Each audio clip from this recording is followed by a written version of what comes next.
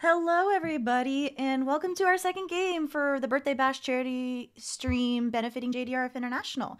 For those of you who don't know, JDRF is one of the top leading nonprofits in type 1 diabetes research. I'm Mare, I am playing today, and I am also the host of the games. A couple things first before we get started introducing everybody. If you want to help support us in today's stream, we have !donate, where the lovely donate button for JDRF International is right there. We got some lovely incentives. If you are familiar with D&D 5e, you can give us crits and advantages for the players or the GM. Please also give some love to the GM. And since we're all playing, spoiler, spellcasters, you can also refill one of our highest level spell slots if we use too many. We are also, as soon as we get started and everything, I'm also going to start our first giveaway, which is a Mothman emote pack that was created by @Gona_Hawking. And I'll get that started in probably like between 5 and 10 minutes. So, I am playing Rathiir, and I am she uses the she, her pronouns, and I am Mare, and I use they, she pronouns. So I'm going to hand everything else off to our lovely game master, Morgan. Hello and welcome everybody. How about we go around the table and introduce our characters real quick. As Mar said, I am Morgan and I will be the Dungeon Master today. I guess we'll go in the order of the layout. Hello everyone, I'm Rakolai or Rakolai. Use he, him pronouns, and today I'll be playing Alen, also he, him pronouns. I can go again quick. I'm playing Rathiir, who is a Dragonborn rogue. Shadow? Hey everybody, I'm Shadow. I use she, her pronouns, and I'll be playing a halfling named Kell, who also uses she, her pronouns. Or she, they pronouns. She, they pronouns. Sorry. And last but not least. And hi everyone, my name is Harper. I'm going to be playing Litse. My pronouns are she, they. Litse's are they, them. And Litse is an elven druid. All right. Well, today's wonderful campaign, we are going to be playing in Mare's homebrew world of Etios, which I'm looking forward to DMing for him. So let's begin. The desert sands of Etios blow around the city of Vumoluhr. It is dark. It is late in the evening. The city is as quiet as it ever gets. The low roar of the refineries is constant. The ever-present acrid smell of smelting hangs over the city. The city has layers and rings, and there are offshoots and mines and dead ends. Cave-ins are not unheard of. Below some of the deepest mines are the arcane pumps that keep the city watered and the mines clear. At this depth, only the most desperate survive, and that is all they do. In a dank and unused tunnel stands an impeccably dressed drow. Crisp pleat on his pants, immaculate white cuffs and pocket square, and a midnight jacket. He carefully carves runes in the walls of the tunnel as two shabby figures creep up on him. He pauses a moment after completing a circle around the tunnel. He straightens up and sniffs. You know, I can smell you two tunnels away. The figures rush him with makeshift blades stabbing towards him. One disappears in a flash of green light. The other, though, is too fast, and there is a small cracking sound. And before the tumult, the drow lets out an exasperated sigh. There is a cacophony. The city wakes to a million different beings crying out in unique languages. Colors beyond comprehension shatter around the city. Alarms ring in the university as a new planar incursion has appeared dangerously close to the city. Over the coming weeks, travel to the northwest of Vumoluhr becomes erratic. An ever-shifting shimmer seems to block the way. The university sends out some mages. Various mercenary guilds send troops. Those that enter either don't come back or come back changed. Wizards and fighters alike come back having seen contradictory sights. Some take time Some take time to come back to Etios. Others that come back seem lost in their thoughts or other planes. Those that can speak of horrors that test the mind or places that cannot exist. Weeks have passed. The shimmer still persists. Thankfully, there's not too much to the northwest. Unfortunately, Lord Billington Pinchpenny does have affairs to the northwest, and he is an impatient and powerful mining baron. He has made his displeasure with the university's inability to clear this planar anomaly quite public. He has hired numerous mercenary groups to take on the task. He is known to be quite the miser, though, and so has been working his way up from the cheapest sellswords. He has finally decided to actually pay for true professionals, reaching out to the Scrivener's Guild, one of the premier arcane sellsword groups in Vumoluhr. We arrive at the estate of Lord Billington Pinchpenny, proprietary of the Ebony Maw coal mine and the Dragon's Vein platinum mine. As you arrive on his palatial estate, you look about the opulence, beautiful green areas, fountains, immaculately taken care of. You are all a part of the Scrivener's Guild, or at least will be for this final mission. For some of you, you all approach the gate. I would say that Alen, you arrive first, the other members of your party showing up shortly thereafter. There is a door pull by the gate. What would you all like to do? I'm guessing that as the rest of the party begins to kind of file in, I will kind of nod to them in acknowledgement, tip my hat, and I will then knock on the gate, see if anyone answers. All right. Pulling the door pull is very quickly answered by a gentleman in a fairly nice suit. Seems a butlerish sort of person. Are you the mercenaries? That we are. We're here to see Lord Billington. Wonderful. Right this way, please. He escorts you through the grounds inside the estate. You come inside and you're left in kind of a opening hall room. Lots of kind of armor and objects around, but it all seems very decorative and not particularly useful. And you're made to wait for half an hour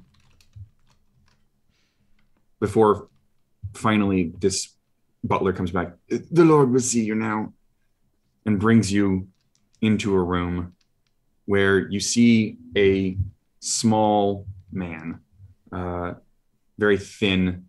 He's got a very robust kind of Monopoly man mustache going on. But he's sitting behind a table with various ledgers in front of him, and you can just see a little abacus that he's kind of flitting through. Thank you for coming. You are the members of the Scrivener's Guild, I assume? That's correct. Pleasure to meet you, sir. Yes. Of course it is.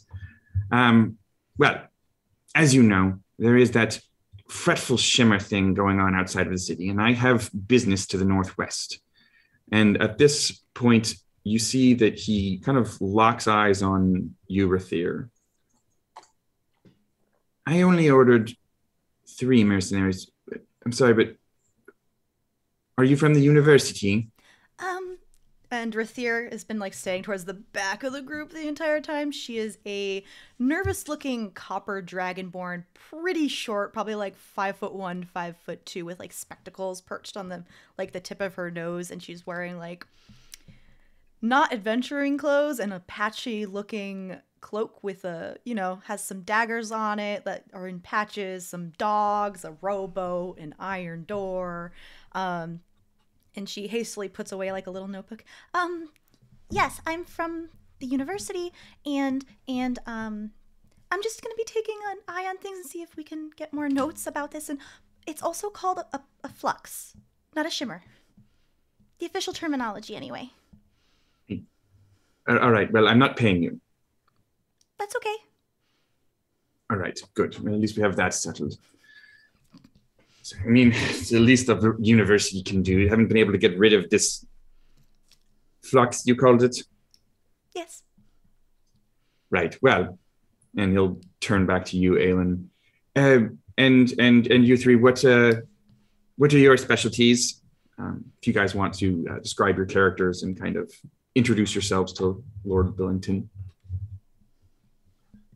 Alen will gesture to a crossbow that he's carrying on his back, as well as a staff that he's carrying in his hand, or rather a rod. And he'll say, well, as you can see, good sir, I am a spellcaster of sorts, although I'm not a terrible shot with this crossbow here, so I'll be providing long-range support should something arise. Very good, very good. And you, madam, kind of changing his direction to you, Kell. Oh, yeah. Hi. I'm Kell. And kind of assertively taking a big as a step for a halfling as a halfling possibly can, stepping forward, and Kell, on their forehead is like these goggles that look like the eyes and beak and a little bit of feathers from like a great horned owl type situation, with kind of a suede blue cloak, very clean clothing, these fabulous boots that also have little feathers on them, very fashion forward halfling. Yeah, I'm here because I cast spells and do the stuff. And yeah. All right, very good. And you, madam?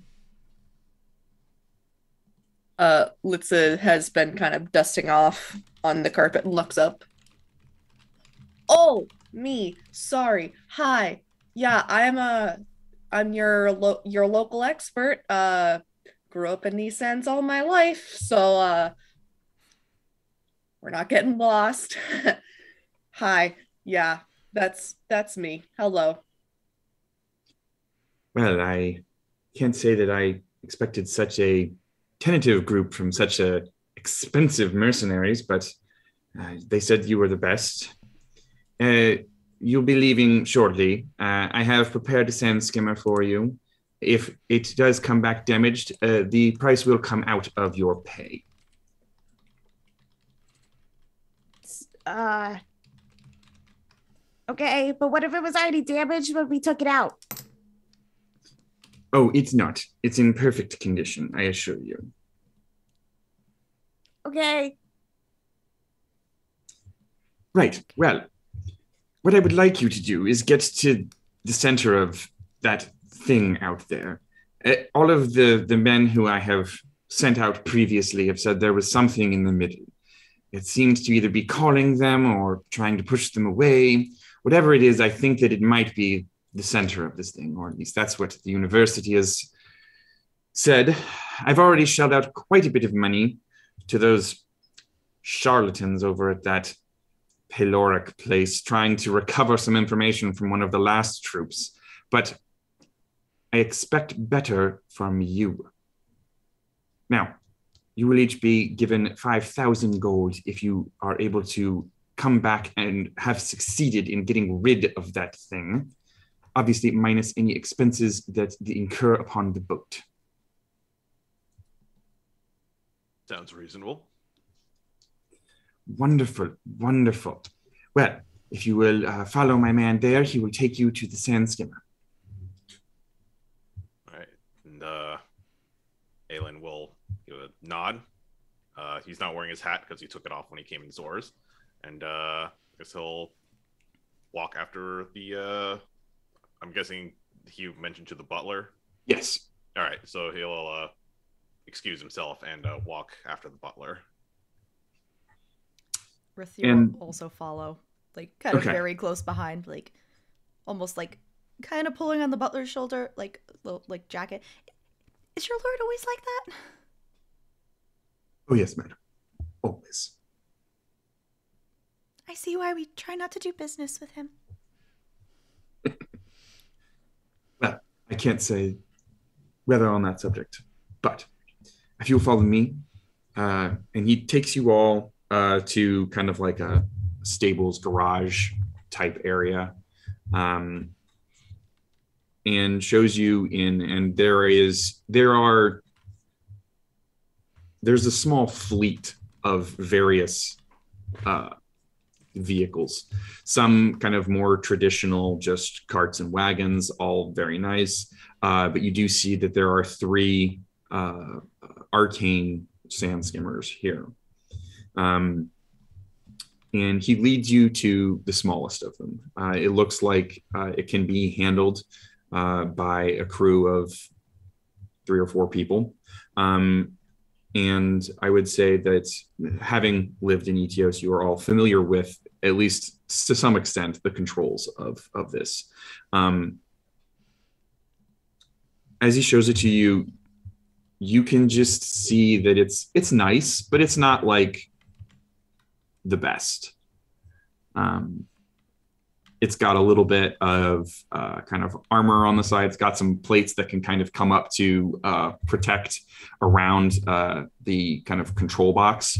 But it's probably about 20 feet in length and about 10-ish feet wide. So it's a little tight, but should get the job done. Oh, see, old Bill here is not sparing any expenses with our travel. Yes, well, he is very conscientious about his money. Is Pinchpenny a family name or a chosen name? I believe it is a family name. Okay.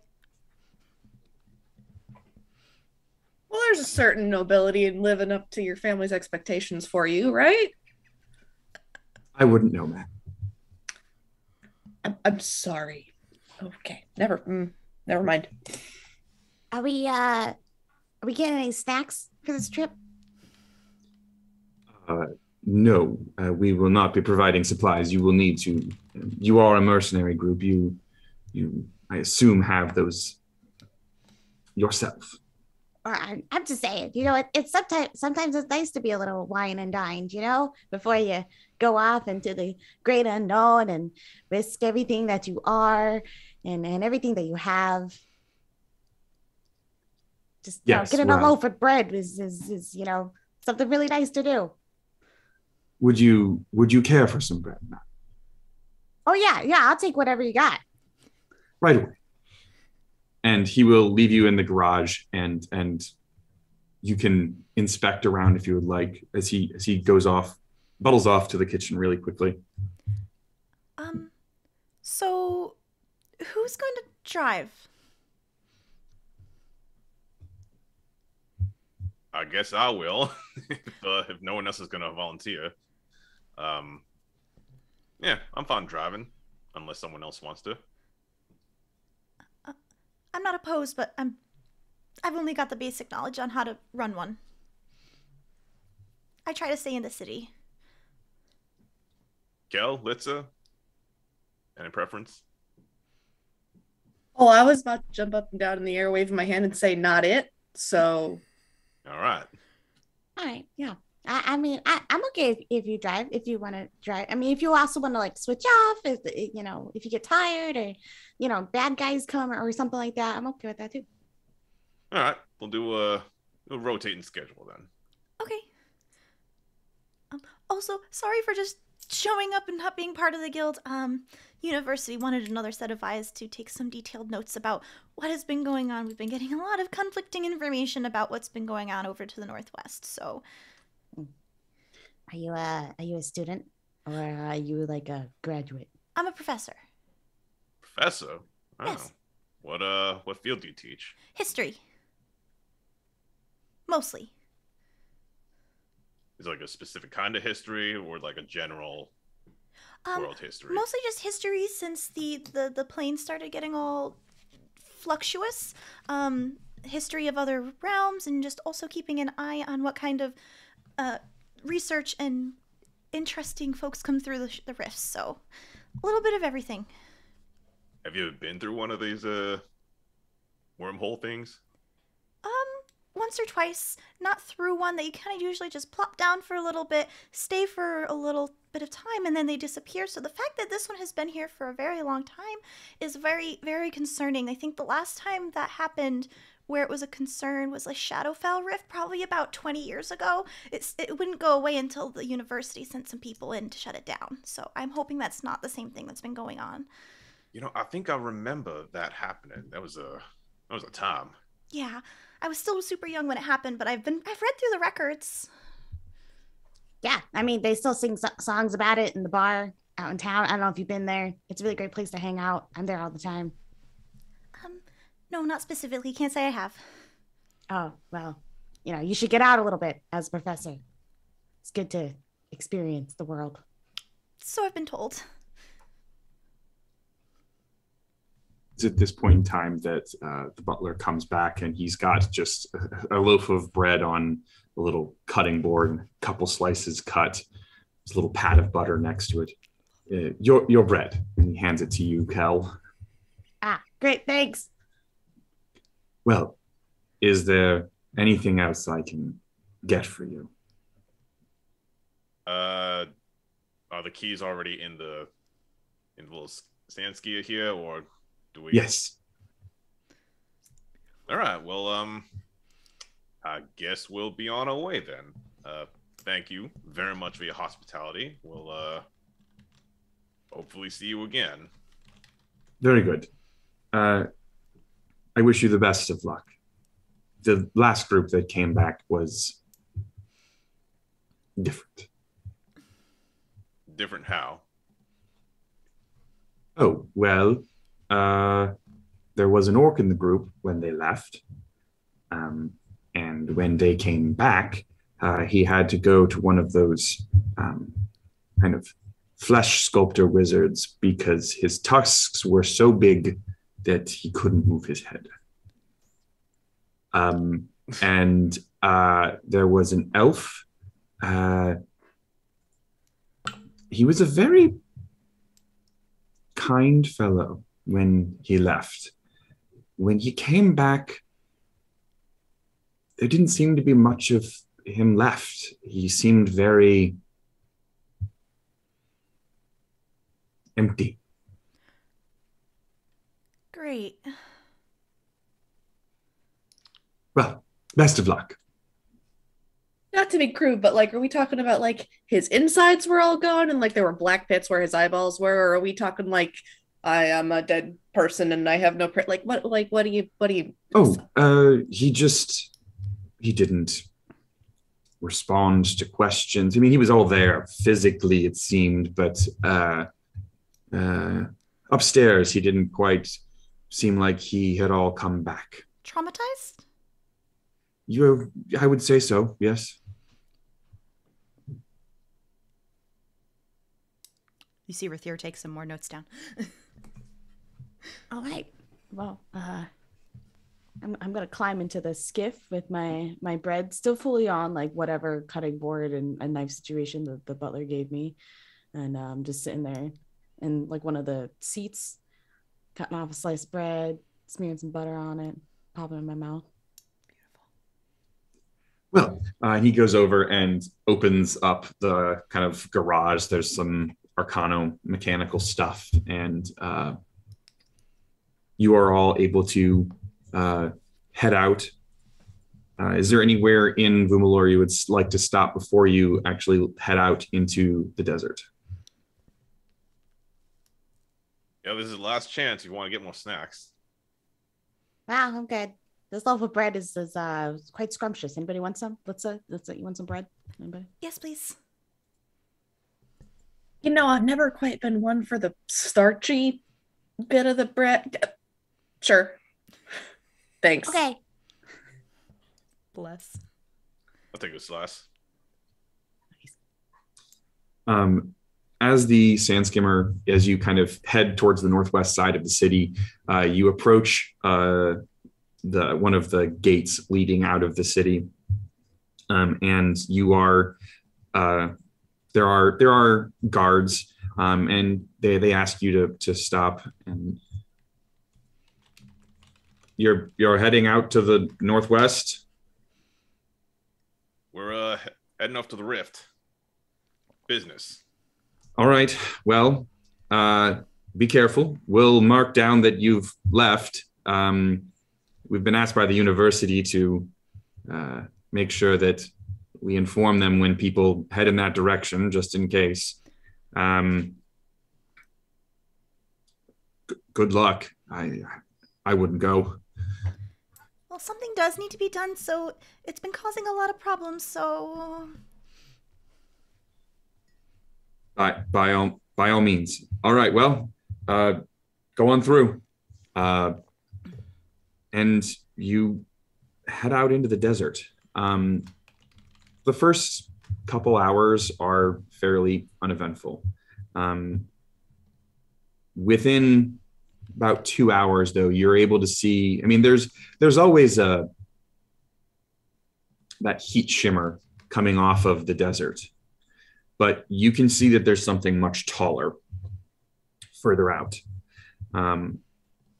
It's unlike the heat shimmer that causes that kind of water-looking effect in the distance. The water effect is extending much higher into the air and is undulating these fantastical and strange colors and shapes. Occasionally, like, you see a cube kind of appear out of this flux, and it seems like it comes off of it and then pops like a bubble, or other shapes. Everyone go ahead and make a perception check for me.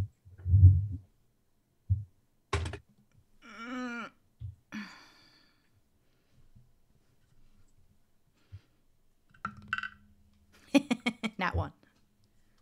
15. Okay. A natural 20. 21. Nice. All right. Well, Rathiir, you are so intent on both taking notes and keeping your notes from flying out of the sand skimmer, that you're only able to like catch quick glances. The rest of you with your mercenary training are eyes peeled and trying to be sharp, and you notice that occasionally you see faces in this wall. You see appendages. None of it's all this kind of amorphous color or uncolor, but you can just see the shapes they're definitely living things coming in or out of this. It's probably 3 hours in the sand skimmer before you realize that the height of this kind of wall, you think you're pretty close. It's very difficult to tell, though, because even though it does kind of block the landscape, it also doesn't. And you think you're close to the edge of whatever this planar anomaly is. Is there anything you want to do before you head through it? Alen's gonna really quick. He's gonna check his bandoliers, make sure all his equipment's where it should be. Just last minute double check. From what I've learned from miscellaneous reports, what we heard from Pinchpenny, and just even though I didn't see what happened, what we're going to be running into, maybe if I have any idea what kind of flux this is and like what plane is saying hi. Sure. Go ahead and make an Arcana check at advantage. Cool. That is a 23. Okay. yeah, with the people that have come back, this and the study that has happened at the university, you know a couple things. You know it is not one of the elemental planes, and you know it is not the Feywild or the Shadowfell. You think there's been a lot of heated debate in the university over what this actually is, but there are a couple of theories. One theory is that it is the plane of Gehenna. One theory is that it is perhaps limbo, but there is a more outside theory that you have heard, but coming closer and seeing and hearing these people talk, you have a decent feeling that this might be one of the truly outer realms, a place that, or one of the places that scholars call the far realm, a place that is so very rarely comprehended by mortals that it's hard for them to comprehend it. Lovely. Knowing this, Rathiir gets a little nervous and starts going through her packs. And would you say, I know I forgot to ask about this, but would you say I have like a casting or two worth of 100 GP worth of holy water or powdered silver for magic circle? Yeah, absolutely. In that case, I would like to begin, sprinkling all this on the skiff and begin casting magic circle. Okay. Yeah, you are able to complete the magic circle. What are you preventing from coming into the circle? Yes, it just says one or more, so I'm just covering all the bases, and I find it weird that magic circle in 5e does not include aberrations, but whatever. But yes, all of it. Okay. Sounds good. Anybody else? Scooch around you. Sorry, don't mind me. Don't mind the holy water. Yeah. I think Alen seeing Rathiir in the process of like casting something, he's going to slow down the skiff so that it's not like as bumpy. Okay.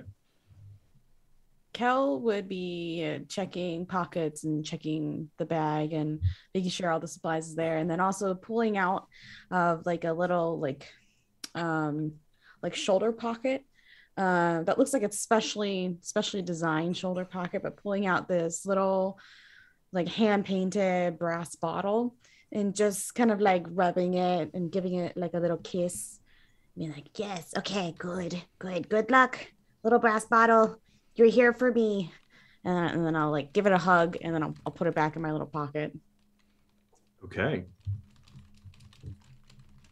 Litse has their head like off the side of the skiff and like just having the sand blown in their face, having a wild old time. I'm getting golden retriever energy.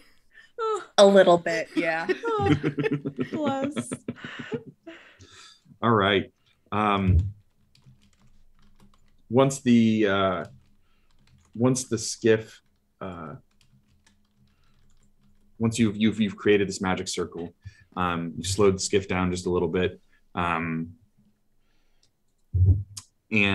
the magic circle is cast, and then Alen, you kind of throttle up again, and you all move forward, and shortly you can see that this shimmer is getting really close, and then you see it kind of bulge out to meet you, and as it envelops the front of the skiff starts to disappear, and it kind of comes over you, and then you are all inside.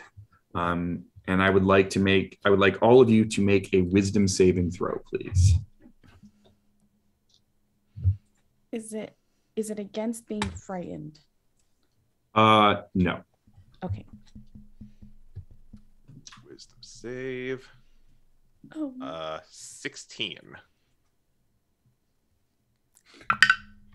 Oh, better than I thought. 13. I got a nat 1 for a total of 7. You're a halfling. Okay. Oh, wait.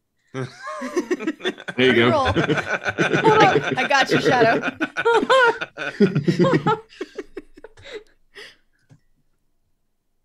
This is my first time playing an elf, so I did want to check. Is this to be put to sleep or charmed? No, it is not. Awesome. Okay. So a dirty 20 from me. Okay. And 24. oh, okay. Great. Okay. So our 3 mercenaries, you come through this shimmer, and the sight that greets you is strange. But your minds are all kind of just assaulted by the strangeness of this place, but you kind of lock it down and you're like, okay, no, this is weird, but I can deal with this. I've dealt with weird things before. Rathiir, you don't go out much. And you haven't been, is this your first planar thing that you've actually gone into? No, okay. No. But it's maybe not a lot of them, and it's definitely the weirdest one. I do a lot of the elemental ones. Sure. And what greets all of your eyes is something out of like a Dali painting. You see the dunes in front of you to your right are undulating like an ocean.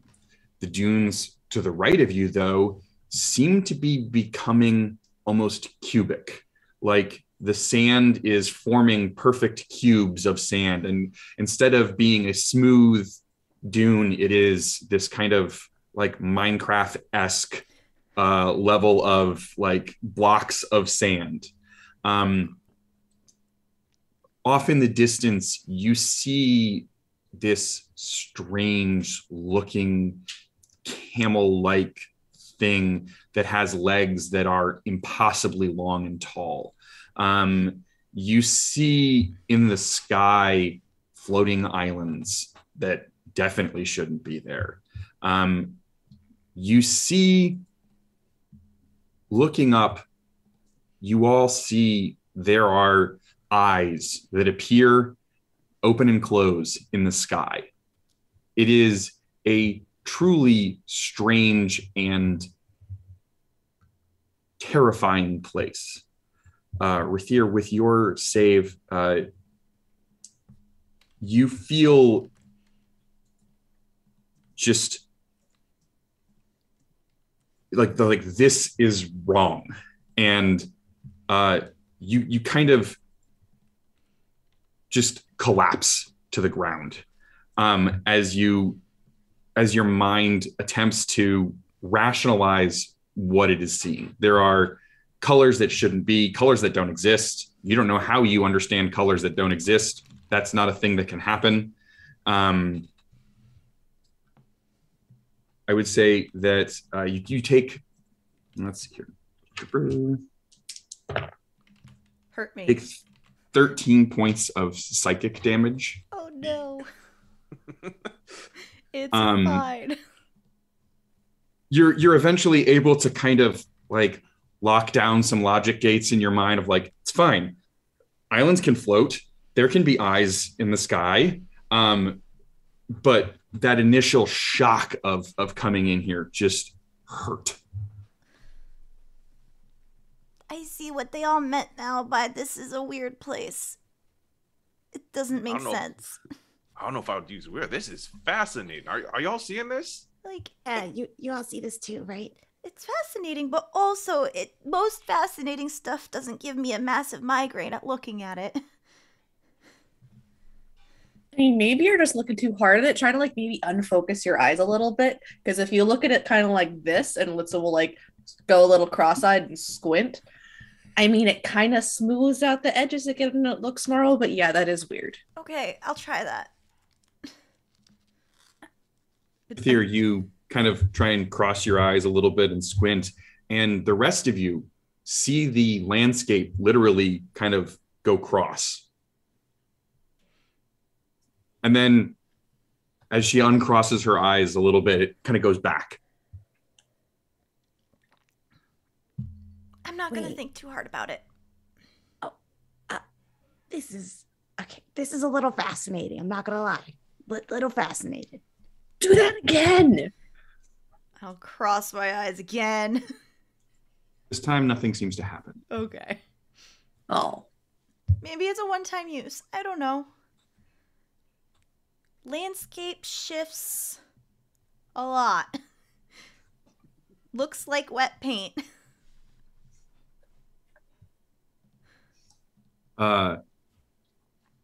So you have entered this place. What would y'all like to do? You are still on the skimmer. It is still kind of moving forward. You're heading kind of away from where you entered. What would you like to do? I would like to drop the breadboard off the side of the boat to see if it changes, or the skim. Sure. Let's see here. And I'm gonna yeet it, like just a little yeet. A frisbee? Sure. Like a frisbee? Yeah. Sure. So you're kind of going along, and like you finished. Did you finish the bread? I assume. Yeah. Okay. And you just kind of frisbee the board off of the sand skiff, and you see as it lands, it just kind of poof into the sand, and then you see just sprout, 4 little legs pop off of it, and it just starts scuttling away. Well, I guess they could just buy another one. I mean, if they knew it had legs, then why would they give it away? Been much easier for the steward to give stuff to people if it can walk on its own. Morgan, can you just remind me one more time on what he's sending us in here to do? He wants you to close this rift. He wants you to get rid of this Cool. this shimmer, because he's got business to the northwest and doesn't seem like anybody's able to make it through this thing. So Okay. Perfect. And he did tell you that other people had said that there was something in the center of it, but they either couldn't get to it or can't remember it. Okay. Looking around, is there like an obvious center, or is it just, like open landscape, or, Sure. Is there anything notable, I guess, pointing towards a center? Go ahead and make an investigation check for me. Sure.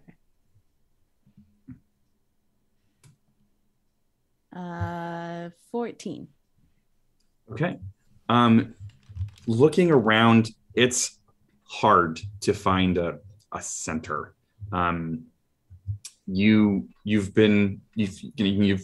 passed through the edge, and you look around, and you just see clumps of stuff. You see strange objects and things. Nothing seems. It's difficult to tell distance.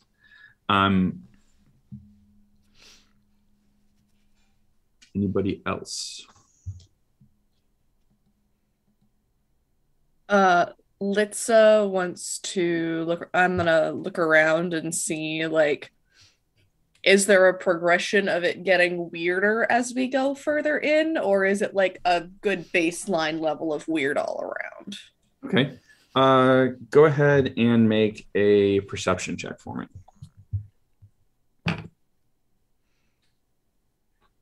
16. Okay. Looking around, you look back, and you are able to see kind of the edge of the shimmer. You can see that undulating wall that you came through, and you can actually look. You can see out, and you can see the desert, and you can see Vumoluhr in the distance, the kind of great smokestacks of the mines. They definitely get distorted by it. So you're able to tell that, okay, we've definitely come a distance from where we were. And things around you seem to be, for the most part, generally weird in every direction. You get a sense there's a small pull. Like you look in this one direction and you see that there's a bunch of those like really tall, weird camel looking things in the distance. And you see them kind of moving in a direction. You're like, well, perhaps they're moving towards the center. Maybe that's kind of the direction we should be heading. And Litse will like reach up and like tap Alen on the shoulder. You maybe want to try following those that I'm pretty sure are camels over there, because they look like they're going in a direction, and if they've got a purpose, they might know where they're going better than we do. Well, it's better than nothing. Let's follow, and Alen will start guiding the skiff in the direction that the camel things are heading. As he's piloting the skiff, does he notice anything like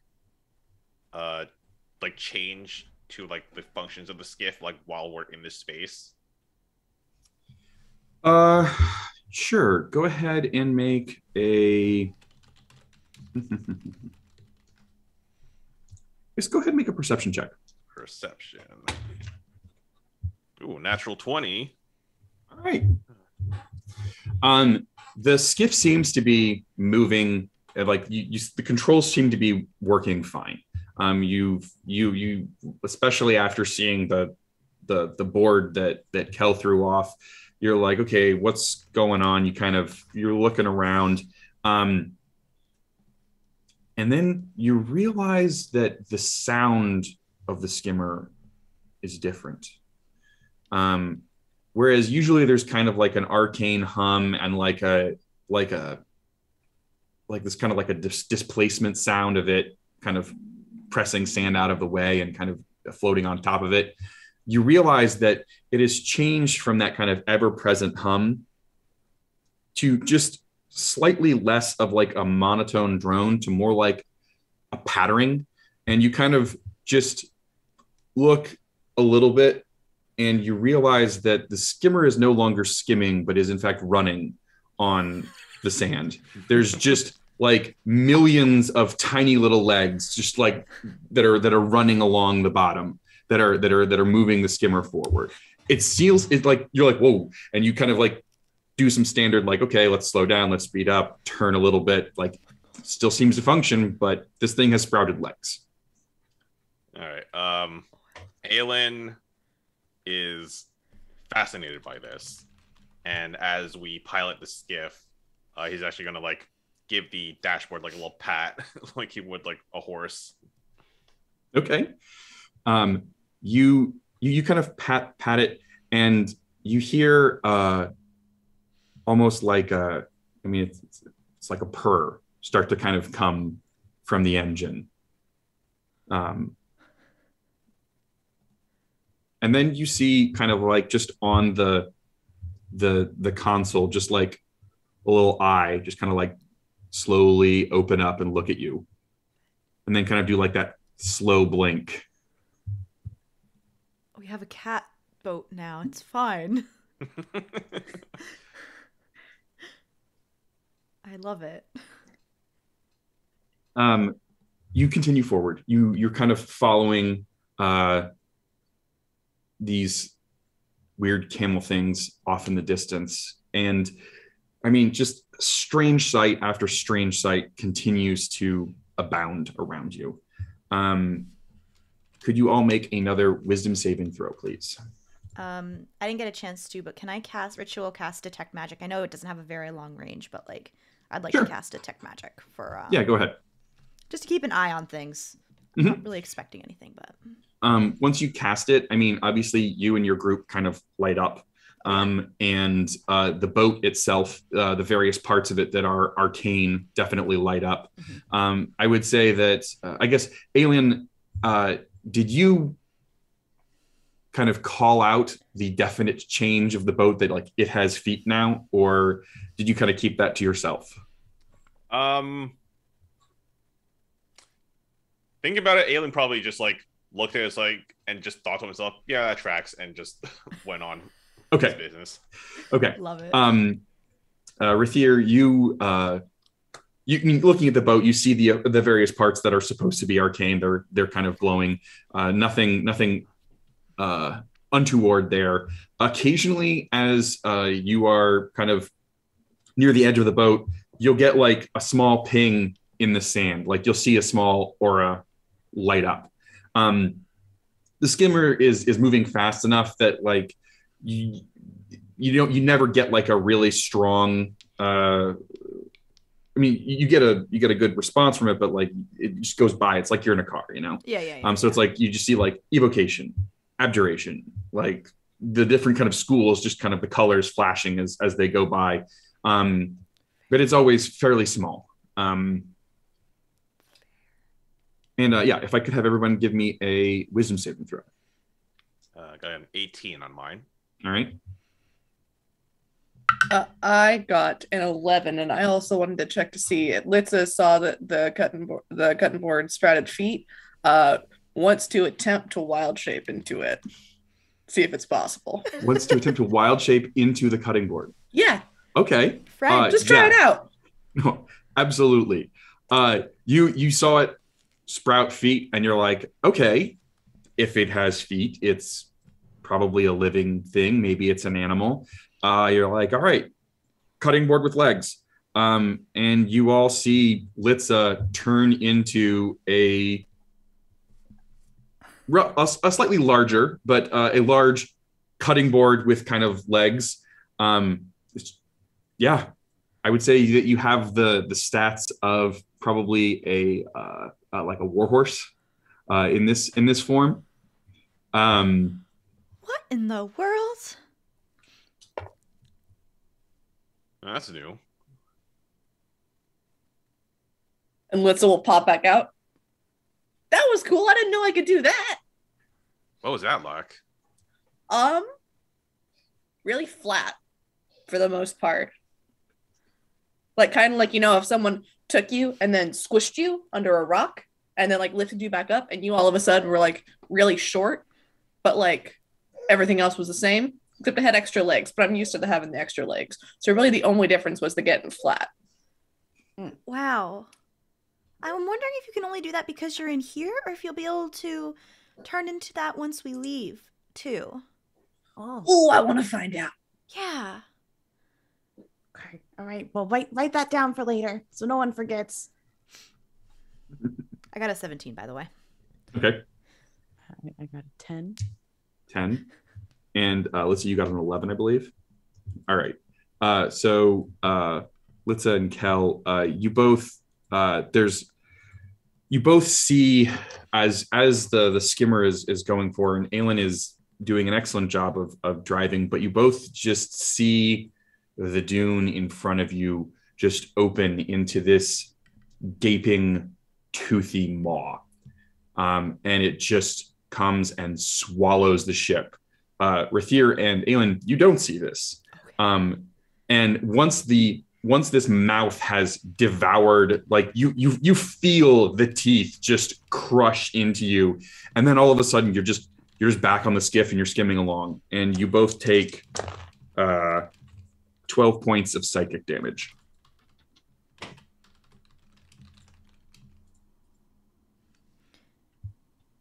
The dudes have teeth. The dudes have teeth. Kell, are you two okay? How are you okay? The dudes have teeth. They just ate us. Alen, did you see the dunes have teeth? Oh, the dudes have teeth. Oh. Alen is going to look over the side of the skiff and see if the dunes actually have teeth. The dunes around you do not have teeth. I'm thinking you might have had a little bit too much of that bread, Kell. Or the realm is finally getting to some of us, and we just need to be careful. Because I suppose that makes sense too. I did see the weird melty dunes before, and they looked very cubic too. So. Okay. All right. Well. All right. Well, so I guess just keep following the tall camels, and then Wait, do you think if we touch the ground that we'll get more legs? I don't want more legs, and I don't know if I want to find out. I mean, you go faster with more legs. Centipedes do not go that fast. Sure they do. They're just really tiny. You ever seen a big one? The big ones go plenty fast. No, I haven't. Nope, never seen a big one. Oh. It's true. They're fast buggers. Oh, never mind then. The more you know. But also, you look just fine with your number of legs, so we'll try and keep you going out the same way you came in. It'll be okay. Yeah. Yeah. If you all want more legs, that's fine. But I like having 2 arms and 2 legs. Rathiir, as you said, the more you know, this kind of like star with a rainbow kind of just went across the sky. No. I noticed. I do not notice it. It's behind her head. Exactly. Going by. Go ahead. Oh, I was just gonna ask, at any point that we're following these camels, are we getting like close to the camels? Like, like neck and neck with them? Sure. Or like how is that situation? You definitely seem to be getting closer to them, and they seem to be getting taller, like really tall. I would say that their legs are probably 40 to 50 feet long, and they're up there. How about could everyone just roll a d20 for me? 11. 20. 7. Okay. And then Litse, could you roll 2 d4s for me, please?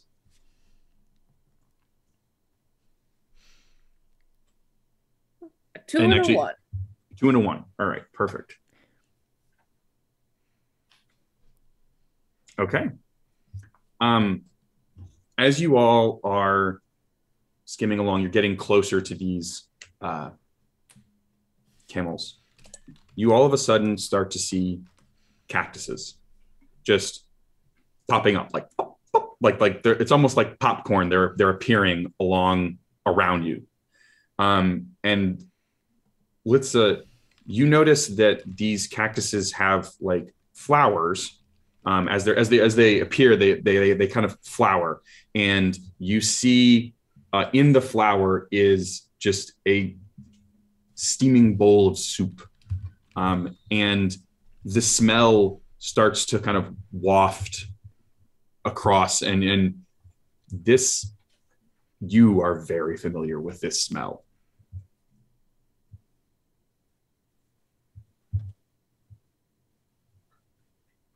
The cactuses are making pear and chili soup. What? Smell it for a second. Do you smell it? You see the bowl that it's really good. Oh yeah, that does smell familiar. Do we smell it? Oh yeah. Is it good soup? Oh, it's the best soup. My dad used to make it for me. It is so good. Oh my god. I thought y'all look. Oh, I guess you live in the big city. You probably wouldn't have. This is like one of the things that on a cold night when you really just want to warm your bones and all you got around you are cactuses, because that's all you got around you usually. It's so good. They can't get enough of the stuff. You should see how much they can put down. Well, should we get some then? I don't know about that.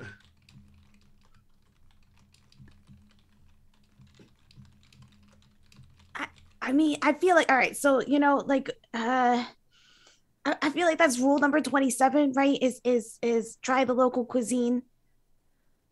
This seems like the local cuisine. I don't know if it's, but also cutting board runs. Wait, nope. I'm supposed to have an 8 wisdom. I'm not supposed to have common sense. This is Mare and Rathiir. We're completely 2 different people. Here's the thing though, is that the cactus doesn't make the soup usually. Usually my dad made the soup, or now I make the soup. The cactus doesn't make the soup. Is your dad a cactus? I mean, only when he wants to be. Well, it smells good, so I'd like to try it. I'll tell you what, if y'all want to eat this cactus soup, I'll take notes on what happens. Okay. Do you want it, Litse? I mean, I always want the soup, but the cactuses don't make the soup. I'm trying to... Do you think it'll taste better? Or it won't compare to your dad's soup? See, here's the thing. Rathiir has an 8 wisdom. Litse has an 8 intelligence. So this is just stellar communication happening. Yeah. Science. Yeah. Is doing something for science the same as doing something for the hell of it? It can be. Some circles, yeah. As long as someone's writing down what happens for observational purposes, you can do both. I'll go get 2 bowls of soup. And I'm gonna use I'm gonna click my little heels together, and the wings on my boots are gonna start to flap as I fly off the skiff. I'm not touching the ground because I believe that I will grow extra legs. So I do everything possible, not touch the ground, and fly up to the cactus and carefully remove 2 bowls of soup, or the flowers, or however I need to remove it without trying to damage the cactus. And I'm being very polite, and I'm like, excuse me, cactus. I like 2 bowls of soup. Thank you. Got it from the base. As you are kind of thanking the cactus, and says, "Oh, no problem," and you take the 2 bowls of soup. I would say that all of you also notice when Kell clicks her heels and she takes off. It's not just wings on your boots. Your boots have birds that are just grabbing your boots. It's they're tiny little birds, and they're just grabbing your boots. I mean, they work the same, but it's different. The cactus just kind of hands you these 2 bowls of soup, and you're able to bring them back to the ship. I would say that in your flight, particularly coming back to the ship, you do notice that the ship does have a million little legs underneath it. As Alen hadn't told anybody, and you are now the first one to have seen the ship really from the outside. Yeah. All right. Well, that cactus was very polite. Always be nice to your plants, I guess. That's a lesson I learned there. Very polite cactus. But also the skiff has feet. What? Oh, yeah, it's great. Is that why it's bumpier? That's why it's a little bumpier, I guess. Yeah. I mean, I guess it's just something that happens. Anything that touches the ground just grows more legs. Now we know. Theory confirmed. Well, to be fair, our sample size is a little small. Maybe more comprehensive studies needed. Hold on. And I will go to my cloak that has just a bunch of these patches on it, and I will grab a patch of a knife, and I will pull it off, and it pops off into a real knife, and I'll drop it onto the ground outside of the skiff. Okay. The knife drops to the ground, and then you just see it get all melty, like one of those melting clocks. No feet. No feet. Maybe it's wooden things that get more legs. I was just concerned that you just gave the sand a knife, you just armed a potential enemy. I think that I guess, but it's not a knife anymore. So, I mean, yeah, I guess. All right. Well, here's your soup. Make sure you blow on it before you put it in your mouths so it doesn't burn your mouths. Can I suggest? Can I make an idea happen?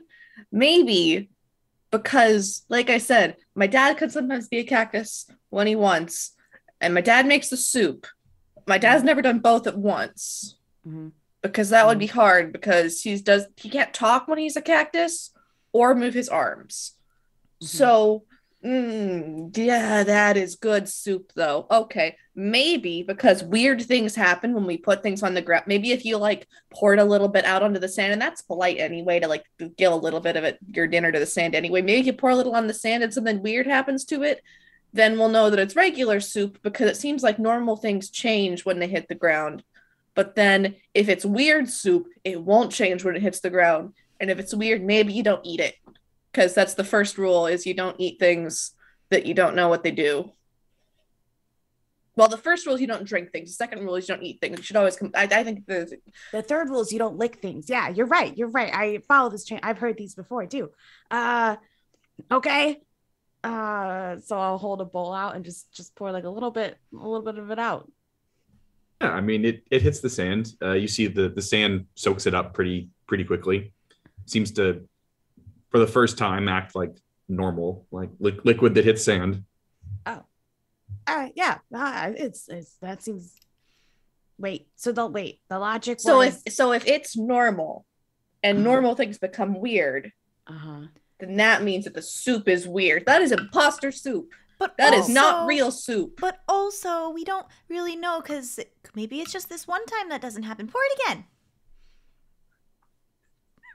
Pour a little more. Hold on. I think we need a control variable. So I'm going to pull out my water skin.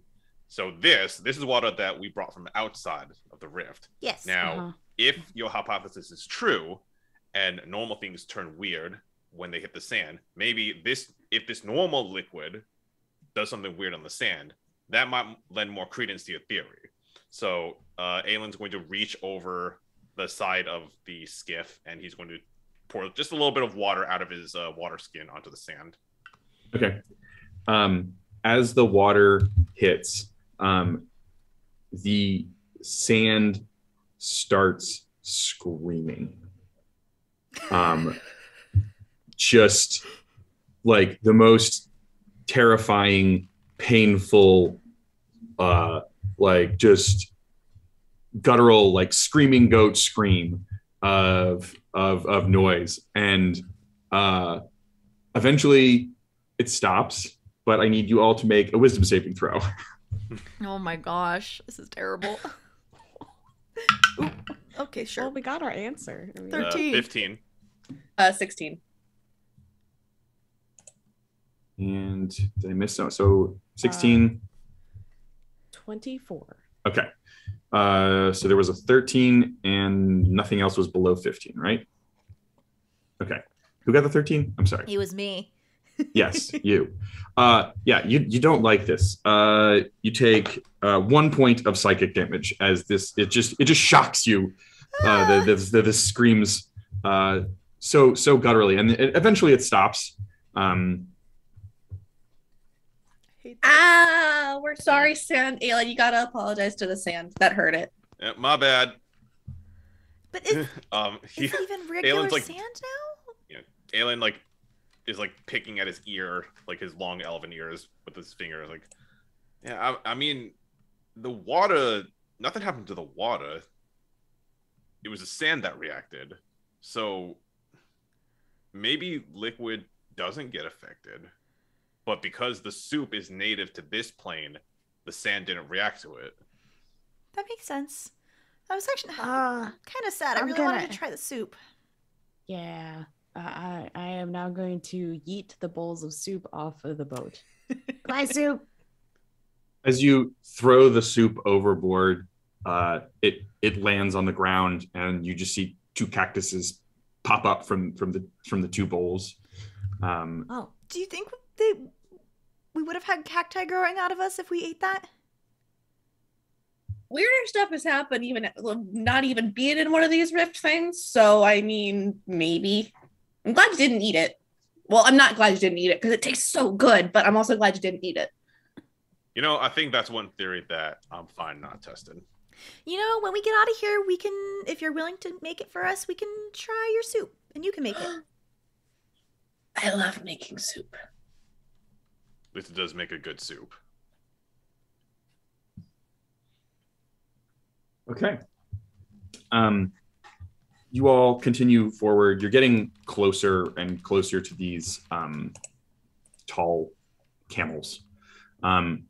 As you get closer, you feel like you're pretty close, and you see, you're seeing these long, spindly legs take these slow, kind of languorous steps across the sand, and you kind of come over a dune, and you can finally like really see these things, and you see before you what they are kind of stepping through and over is just a vast sea of fire. Huge gouts kind of leap up. There are kind of weird, like shark-like shapes of fire moving through it. Alen, what are you doing as you kind of crest this dune and see just this inferno before you? Well, first I'm going to hit the brakes. Okay. Like ease the skiff to a stop. And then I'd like to kind of gauge, is the skiff reacting at all to like this fiery like surface in front of us? I would say there's definitely a bit of a tremble in the engine. And I would say from kind of almost carrying over from your natural 20 earlier, you're kind of looking at the skiff and looking around, and you see that like near the back, there's like a directional sail kind of thing. And you see it's gotten like a little bigger. It's like floofier almost. So it is just a cat now. Yeah. How large is this? Like, how far does this fire span? Does it look like something we can like go around, or does this look like something like we're gonna have to like figure some way to cross it? Go ahead and make a perception check for me. Perception.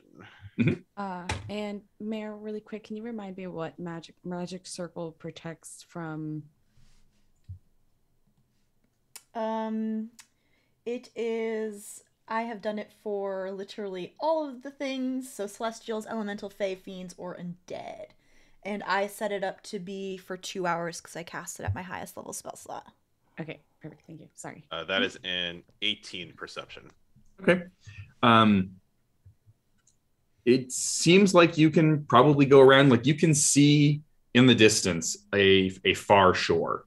But so there's definitely another side. You think we can probably go around, and you're aware that the skiff apparently doesn't like the idea of going through.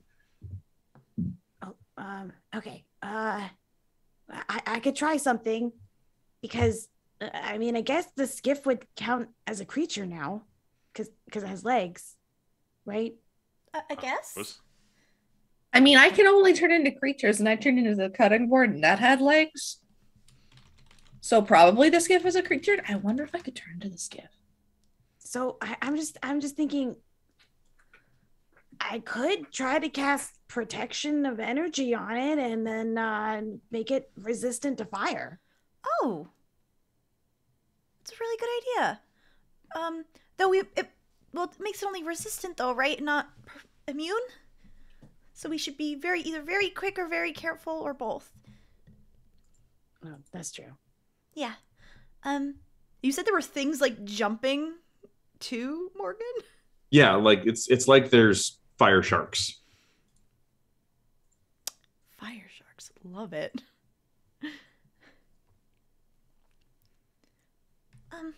But do we want to deal with those things as well?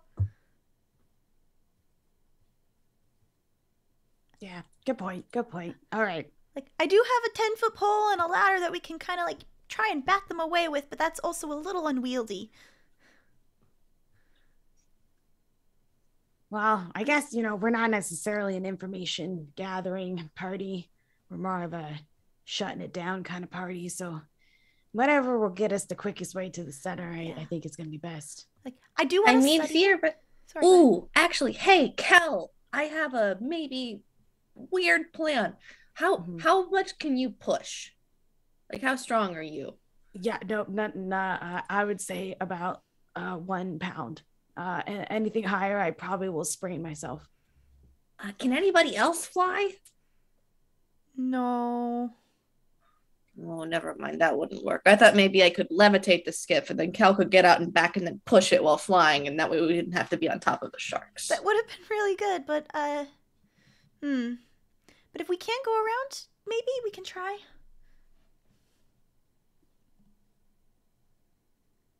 Okay. Do you guys start to try and go around it? Yeah. Okay. If no one else objects, then Alen's going to kind of steer the skiff so that it's skirting around the edge of the fire rather than like through it. All right. You start to skirt around it, and you're going for 15 minutes or so, and you all start to notice that it is getting darker and darker, and it is definitely not nighttime. Like, you left in the morning, it can at latest be mid-afternoon.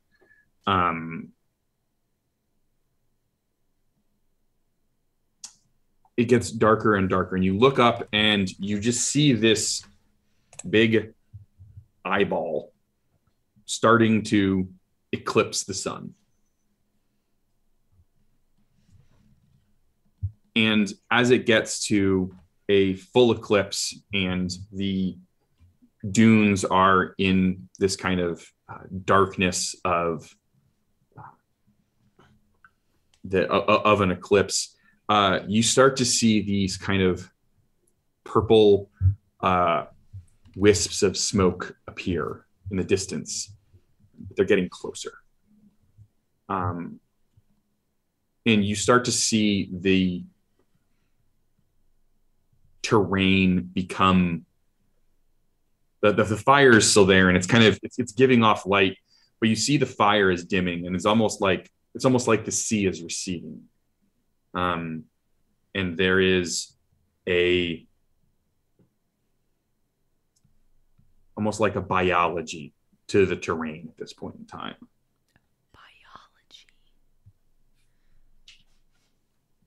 Biology. This is concerning. We weren't scheduled for an eclipse. Can this thing go any faster? I can see if I can. Alen's going to he's going to like push up on the throttle to see if he can make this skiff take the dash action, I guess. Okay. Yeah. The skiff definitely kind of jumps forward a little bit more and goes faster. The fire sea starts to recede away, and you can't see the giant camels anymore.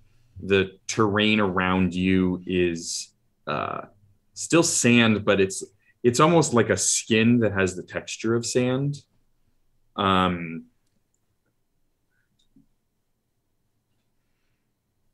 Everyone, go ahead and make a perception check for me.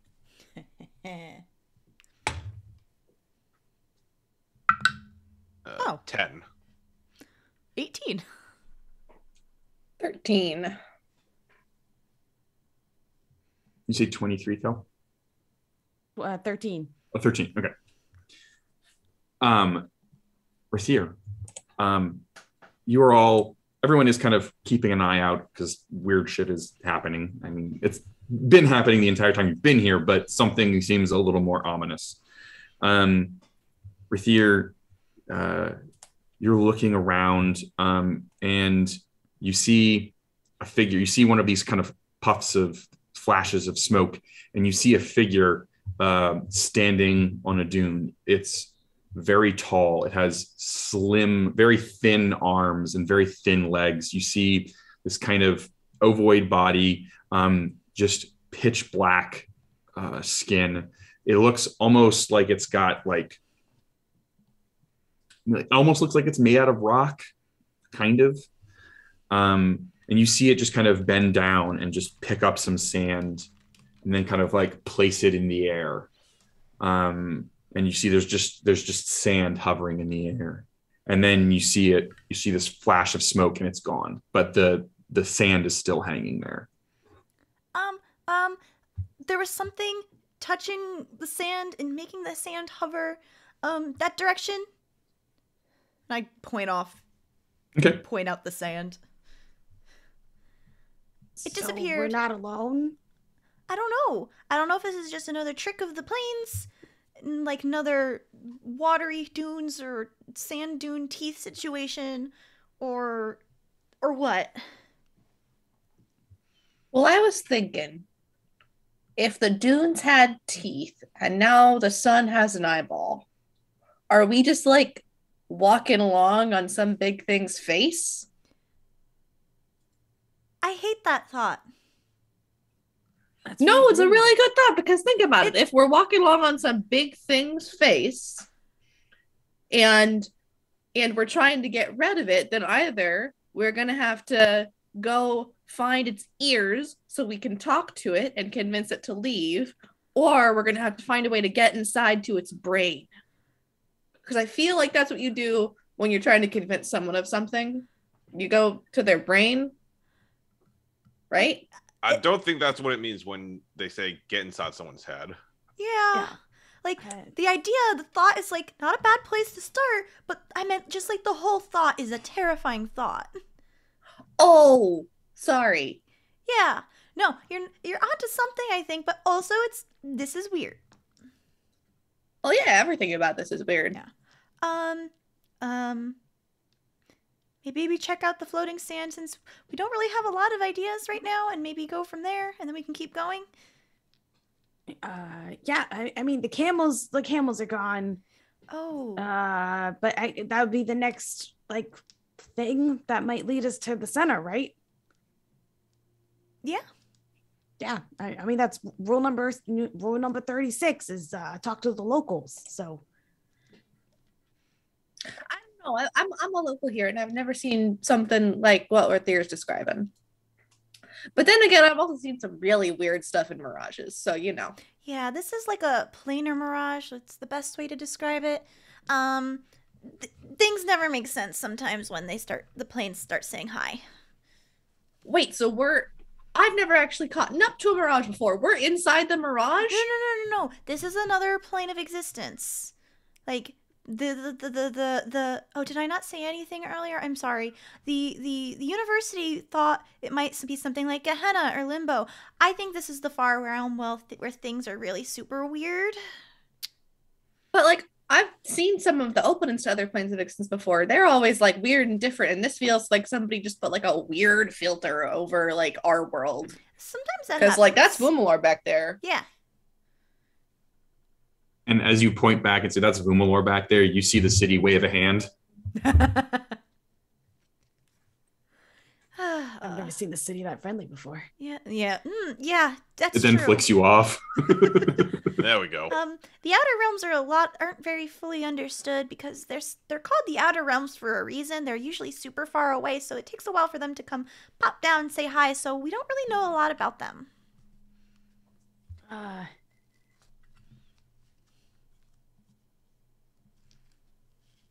So are you guys going towards the bit of, I guess, floating placed sand? Alen?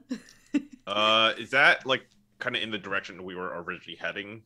It was kind of like a slight direction off, but it was in the direction you were heading. All right, yeah. Then Alen would like kind of head in that direction so that we can like at least pass by it. Like veer left, veer right. Head towards our destination.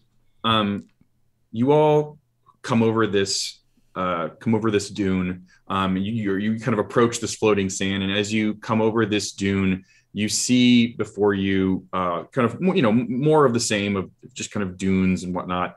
But you see there's a lot more of these kind of floating bits of sand, and you see a couple more of these purple kind of flashes. And then I need everyone to make a dexterity saving throw, please. I'm trained and proficient. What? 12. 21. 15. 7. Okay. Litse, Kell, you are both you're obviously all looking out, checking on things, making sure you're keeping aware. You both happen to look right at one of these kind of purple flashes as it appears. And you both kind of see the same thing. It's two separate beings, but they both do essentially the same thing. You see these kind of rocky looking people with it's a smooth skin, but you can tell it's like made of like a stone or something. And they've got these long arms and long legs that have kind of an unnatural way that they bend and move. And both of these things, as they appear, they both lean down and pick up some sand and put it in the air. But this time, instead of you seeing them from behind, you catch them from the front. And you see, as they bring the sand up, you lock eyes with these beings. And they have these vibrant purple eyes that give off this kind of purple smoke. And you see them both lock eyes with you, and you just see this huge gaping maw appear on the front of their face with rows of teeth as they point at you and just start to like and I would like everyone to roll initiative, and we will get to this combat when we come back from our break. Okay. Everybody, please stretch, hydrate, pet your pets. Reminder that we still have a giveaway going on for Mothman Emote Pack by @GonaHawking. You just put hashtag JDRF in chat and you'll be eligible to enter, and we'll be back in like 5 to 10 minutes. Bye, everybody. Hello, everybody. We are back from break, and we are about to get into initiative fighting some surreal, weird stuff. That's all I got for it. And now I have a bad feeling that our GM is going to use all the advantages that were donated to us. Perhaps. All right, handing it back off to you. All right. These two creatures have pointedly at Kell and Litse. And then they both just kind of disappear in a puff of purple smoke and reappear on the ship.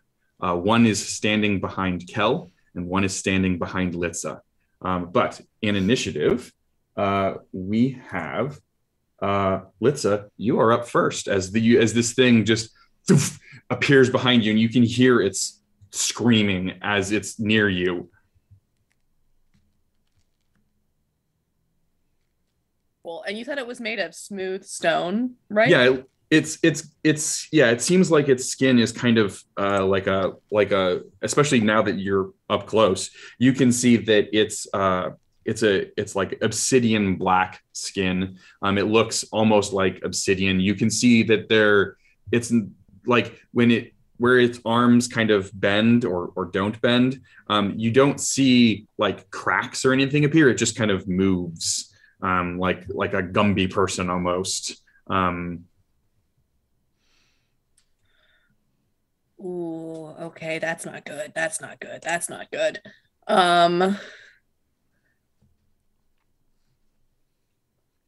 Litse is gonna go, hold on, and then cast Warding Wind. Okay. What does that do? So Warding Wind is a 10-foot radius around Litse. Okay. Creates a 20-mile-per-hour wind. And it deafens us because Litse did not like their screams. Okay. So everyone in that 10-foot radius is deafened. Okay. Anything that can be dispersed by a strong wind is pushed outside of the area. Sorry, Alen. Sorry, Rakolai, but ranged weapon attacks have disadvantage if they pass in or out of the wind. and it is difficult terrain for other creatures. But Litse kind of panics and goes, hold on, and then smashes and makes a wind around us. Okay. So I would say with the size of the ship, that's a decent, it's a pretty big chunk of the ship is covered in this warding wind. Next up, Rathiir. Kind of also panicking. Rathiir touches a little ring that she has on her finger, and I would like to expend 1 charge from it and cast Fairy Fire on one of the things as my action. Okay. So it needs to make a dex saving throw, correct? Correct. The DC is, I believe, 15. Okay. Let's see here. Okay. Yeah, you see it almost like do another one of those little teleports as it gets out of the way of this magic that starts to try and fall around it. And then as I'm like, oh, crud, I will look over at Alen and be like, you have a crossbow. Good luck. And I'm giving you a D8 in Bardic Inspiration. So does the Bardic Inspiration require him to be able to hear you? Oh, that's right. You're deafened. I can't do that. So I guess I don't actually give it to you, but I say you good luck and you see my mouth moving, but nothing actually happens mechanically. Yeah, Alen just like sees Rathiir mouthing something at him. It's like, and he's just like squinting at her to like try and figure out what's going on. Okay. Kell, it's your turn. So, just so I can understand, so there's one by me and then there's one by Litse, right? Correct. Okay. So I'm gonna see this thing pop in, be like, Oh, you're kind of friend-shaped, but really scary. and I'm going to spend so I'm going to take out my wand. I'm going to spend a charge for my wand to so like you see like this little blue streak come out of the wand and kind of envelop this creature, and they do need to do a Constitution saving throw or they will be paralyzed. Ooh. Okay, that is a that is a dirty 20. Oh, sorry. Okay. They do succeed. That is okay. Let me see if there's one other thing I would like to do. There's not one other thing I would like to do this time. So yeah, I'm just gonna like and then try to do the wand thing, and then when that doesn't work, I'm gonna see if there's like something like whether it's a chair or like a box or something around me that I can kind of get like a little bit behind. Okay.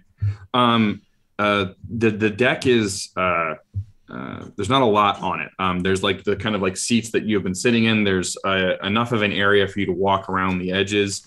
There's the kind of pilot box that Alen has been in. There's not, I mean, I would say that you can duck behind one of the chairs, but it's not providing you much in the way of cover. Okay, got it. All right. That'll be everything. Okay. Well, the one that appeared by you, Litse, is going to strike out. And I am going to use some of these advantages. So we'll take this first attack at advantage. See what we do. That's a natural 20. Thank you, Nick. So that's going to be so it'll be 15 points of slashing damage. And then it will take its second attack. Does a, yeah, it probably does. Does a 26 hit? Yeah. Okay. That'll be another 7 points of damage. And then, so it's kind of like slashed down at you with these two arms. And like, they don't even have hands on the end. They're almost like, they just kind of end. They're just like nubs. But it slashes down at you. And then this kind of impossibly weirdly tall thing just kind of lunges down for a bite. Throwing dice everywhere. There we go. But this will miss unless a 12 hits you. Okay. So it lunges down to bite at you and misses. After that, Alen, it is your turn. All right, so just to refresh, am I outside of the warding wind? I would say no, because it is, and Litse, correct me if I'm wrong, it is a 10-foot radius. So yes. Litse being kind of somewhere in roughly the middle of the boat is essentially covering the entire boat in this warding wind. So I am inside. Yes. And then if I make a ranged attack against creatures inside, does that still give disadvantage, or is it just if I try to shoot out? Specifically, it says when you try to shoot in or out of the area. Like into or out of? Or into like... or out of, but not while you are in shooting in the area. Okay. All right, that works for me. All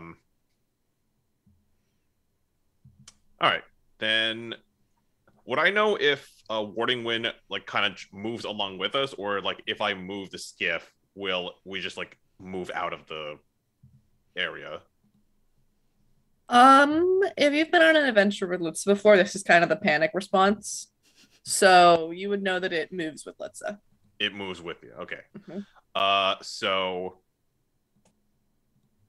would you Morgan, would you say it's a like I have to use like any actions to like keep the skiff moving forward, or could I just like use like interact with an object or something? You could just use interact with an object. Okay, then I am going to have the skiff continue to move forward. Okay. Try and like make sure nothing else catches up with us. Mm-hmm. And then I am going to, you know what? Let's do this. I'm going to reach up on my back for my crossbow. When I pull it off, I only pull off the wooden part of the crossbow. So the stock and the receiver of the crossbow comes off, and like the metal part with like the actual bow arms are still on my back. Okay. And then I will insert the rod I was carrying into the space where the metal part used to be, to make my what is it called? It's not my to create my arcane firearm. Okay. And then I'm going to, from the bandolier on my chest, I'm going to remove a glass vial containing 3 bright red crystals inside. I'm going to insert it into the side of the firearm. I'm going to take aim, and I'm going to use my firearm to cast Scorching Ray at the at the 2 creatures that have boarded our vessel. Nice. Okay. Are those range attacks by you? Yes. Okay. Go ahead and make those attacks. Cool.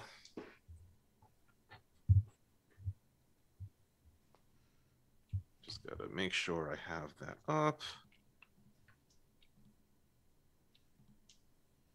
Okay. Make a range spell for each ray. Cool. All right, that's a 19, a 14, and another 14. Okay. So you're going to see one of them is going to just like, they just kind of do like it's almost like it's almost like the blink spell. Like they just go boop, boop, and they're just to the left of where one of those rays was, and that one misses. But the other one does take the 2 rays. Cool. Which one did you say missed? I would say the one that the one that is on Kell dodged, and the one that is on Litse did not. All right, so that is 2d6 for each ray. So that is 9 plus 8 for 17. I don't remember if I can add anything to that. I don't think I can. I believe it's just flat. The dice roll. Yeah. Ooh, actually, I get another D8 because I'm casting it through my firearm. Nice. Ooh. That's 3 more points of fire damage. Cool. Awesome. So yeah, it's like these 3 like blasts of fire just like come out of the rod, almost like a shotgun, and like spray towards these creatures. Nice. Very cool. Okay. Next, it'll be. Do I still have a bonus action, actually? Oh, yeah, absolutely. Yeah, as a bonus action, I'm going to kind of reach down under my coat and pull out a small shield. I'm going to click a button on the grip, and on the face of it, some runes are going to light up, and it'll actually start like floating at my back as I turn on my, I think it's called a floating shield. All right. Sweet. Does that give you some extra AC? Yes, it basically gives me the benefit of a shield while having both my hands free. Oh, wow. Cool. So cool. Okay. So then the creature that is on Kell is going to make its first attack. I'm going to use another one of them advantages. But I don't know. Does an 18 hit?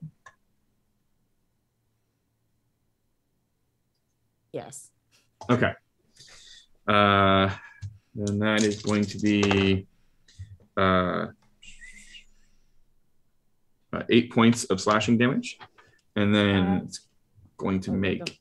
Okay, it's going to make another attack. Does a 16 hit? Against me? Yes. Okay. So at the second attack, Mm-hmm. I'm just gonna like waggle my finger at it and be like, no, no, no. And then so this time, I use my reaction to force the creature to reroll. Okay. That is better. That is a 21. Okay, it hits me. Okay. Math hard. Okay. That is 11 points of slashing damage. And then it is going to make its bite attack. And that is a natural 20. Okay. Can oh wait, can I do that? Oh, hold on. Let me check if I could if this requires needing to hear, because this is rough. You can. Okay, so I would like to I'm probably pretty much near Kell, so I don't think it doesn't say anything about having to hear me, so I'm just gonna wave my hands in front of the creature trying to attack Kell, and I'm essentially using cutting words to reduce some of that damage by 1d8. Okay. Cool. That is going to be -6 damage. Okay. Let's see here. So. Right. Oh, it rolled. No, it's using it, subtracting from the creature's roll. I lied. Oh. So it was a natural 20. That would lower it to a 22. Oh. With the with the attack roll. Okay, so never mind. I'm sorry. It's okay. I will not do it. Apologize. I tried. So that is math. 10, 19. So that's 21 points of piercing damage as this gaping maw comes down and just kind of gets a bite into your shoulder. And then we are back to the top with Litse. I'm gonna ask you, Morgan.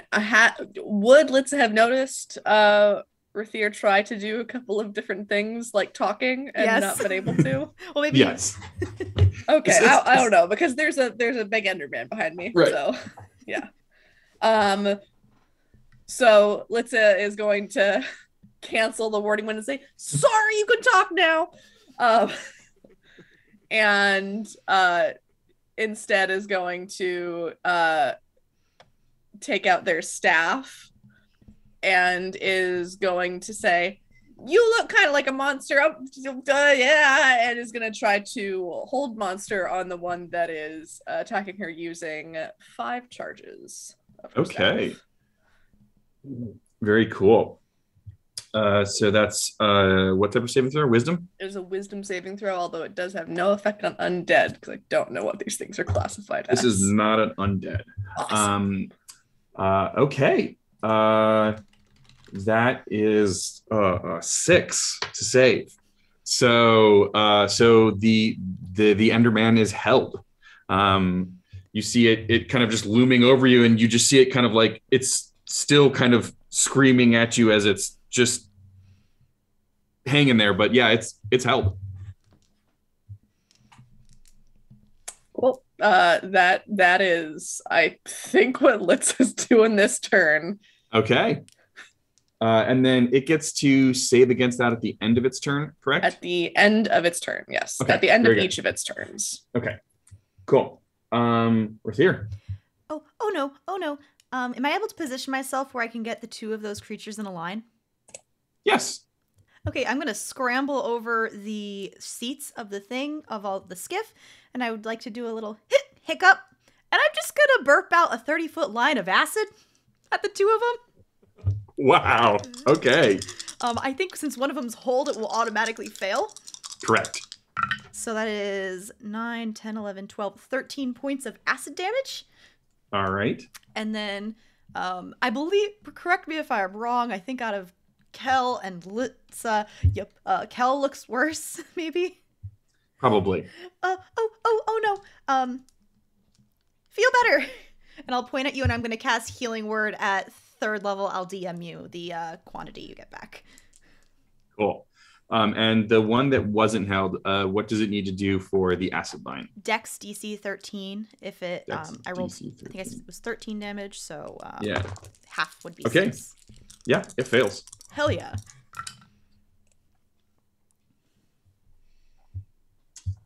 Cool. Let's go like this. Then Kell, it is your turn. 9 points back. All right. Well, Kell just kind of does like a little yeep, and will cast protection from evil and good on herself. Okay. So that will also activate my arcane ward as well on myself. And what I'm going to try to do is I am going to try to maneuver myself in a way that I can get like a good point of view on both of the creatures and not my party members currently as I prepare for my next moves. Okay, sounds good. Yeah, you're able to kind of shuffle around these things. Let's see here. Who is next after Kell? Yeah, it is the one that is on Litse, which is currently held. So it spends its turn held, and then it is going to make its save. That is a Wisdom. Does a 15 save? No, it does not. Okay. So it is still help. And then we move right along to Alen. All right. So quick question. If I were to deploy my homunculus servant, would that be an action, bonus action, interact? Because I don't think it actually says. Okay. This is in the artificer class. Yes. And you are an artillerist? Yes. Okay. It's an infusion. Oh, it's an infusion. Okay. Yeah. Let's see.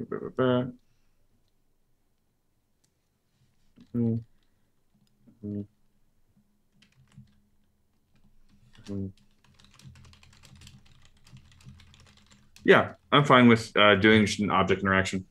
Cool. So Alen is going to reach back into his coat. He's going to pull out a baseball-sized metallic sphere. He's going to click a button on it, and it's going to expand into like 8 panels are going to like kind of pop out slightly to reveal like a little like glowing eye in the middle. He's going to let it go, and he's going to use I believe it's a bonus action to move it. Okay. Or can it move on its own? I don't actually.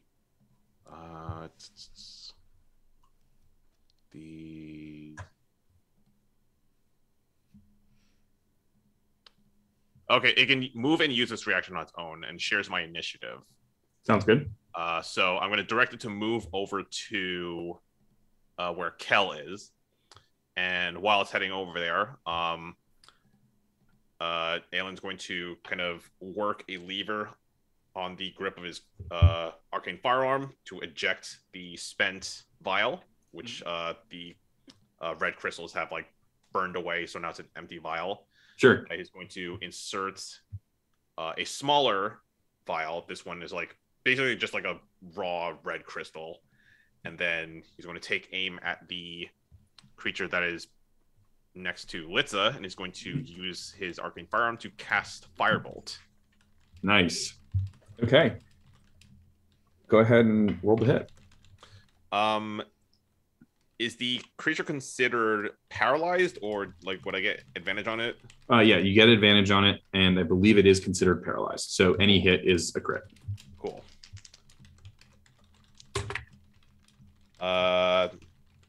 That is a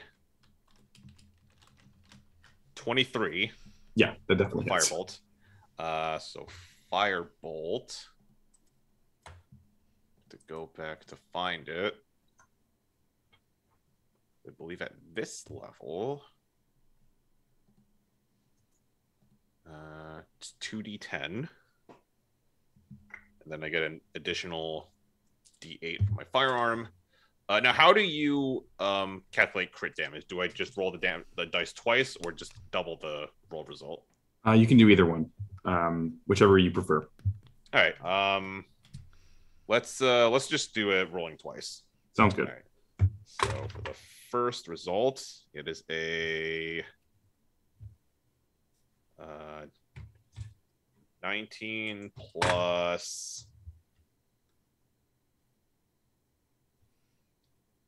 17 is 36, I believe. Mm-hmm. Okay. 36 points of fire damage. Yep. Yeah, that's pretty brutal. It slams into the back of this thing, and you just see this like charred crater in its back as it's held there.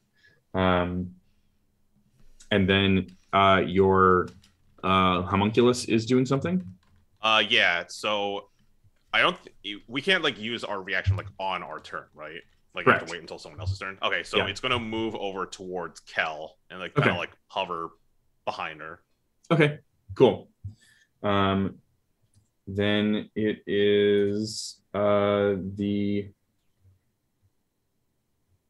we are. Yeah, so then it is the one that is on Kell, and it's going to make its attacks against you, but you have up protection from evil and good. You said, which does work on aberrations, so it will be making its attacks at disadvantage. So that is a natural 1. And then, I'm going to use one of my advantages just so that it can roll a straight roll. And, okay. That is a 25 to hit. Hit. Okay. And it is going to do 9 points of slashing damage. Okay. And then it is going to try and bite you, and that's at disadvantage. And that's another natural 1. So there you go. I think at this point, the homunculus servant is going to use its reaction to cast a spell, because it can cast my touch spells. So I'm going to use the channel magic feature, and it is going to deliver a... Let's see. Let's make it a... If I can find it again. There we go. Let's make it a 2nd level cure wounds to Kell. Nice. Okay, so Kell is going to get back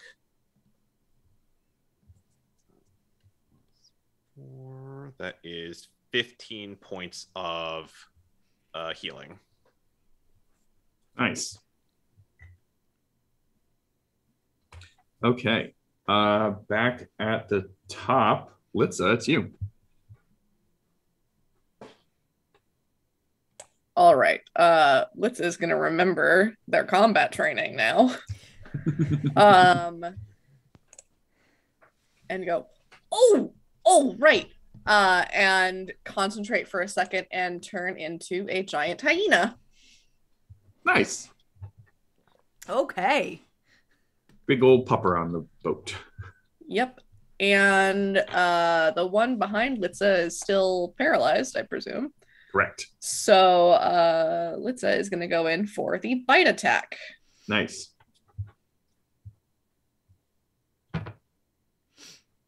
I'm going to use my advantage. Okay. Does a 17 hit? It does. Okay, then. And this is a crit because it's held. Ooh, okay. Did we decide double the dice or double the damage? Whichever one you want to do. You can either double the dice or double the damage. I like rolling dice.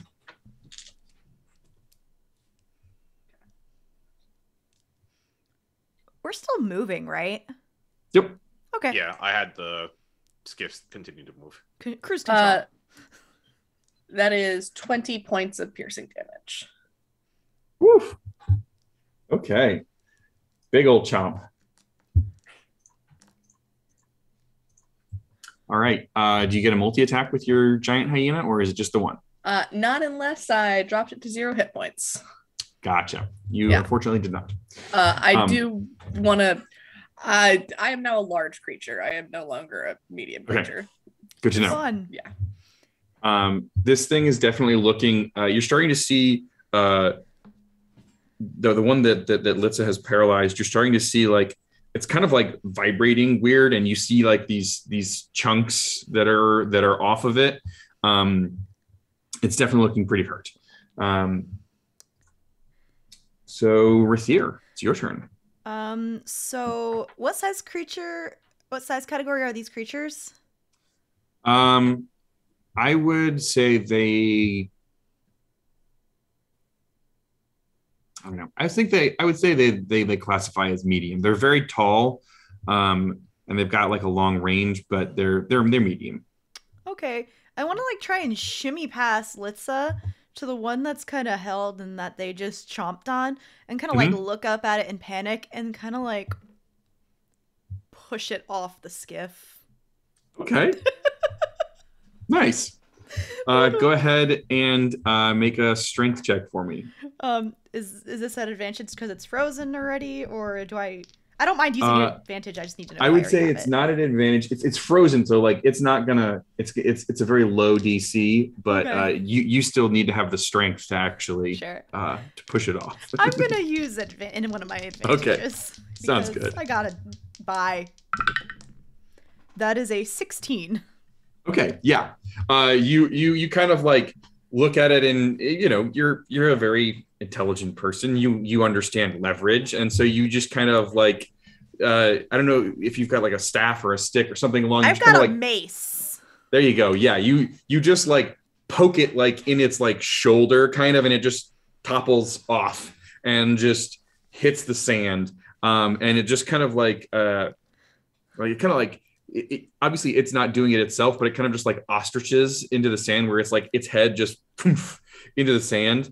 And you see the sand by where it is kind of start to swirl a little bit, and you see it just kind of slowly sink into the sand. And that Enderman is gone. And then I'll look at Alen and be like, okay, you got this. And then I'm going to do what I tried to do earlier and give him a Bardic Inspiration, and that's a D8. Nice. And is that to like attack rolls and saving throws and something else? I think it's just any roll, but I'm going to double check. Okay. I haven't played a Bard in a while. Me neither. Okay. Kell. All right. I have been inspired by confidence. I'm seeing one of the creatures go overboard, feeling a little bit better thanks to my friends.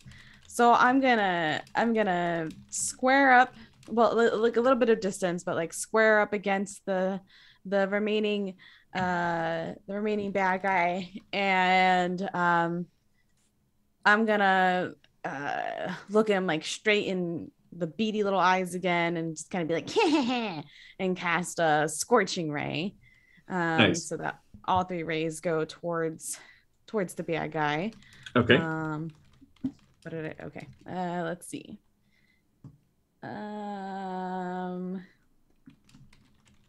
That's a 24 to hit. Okay.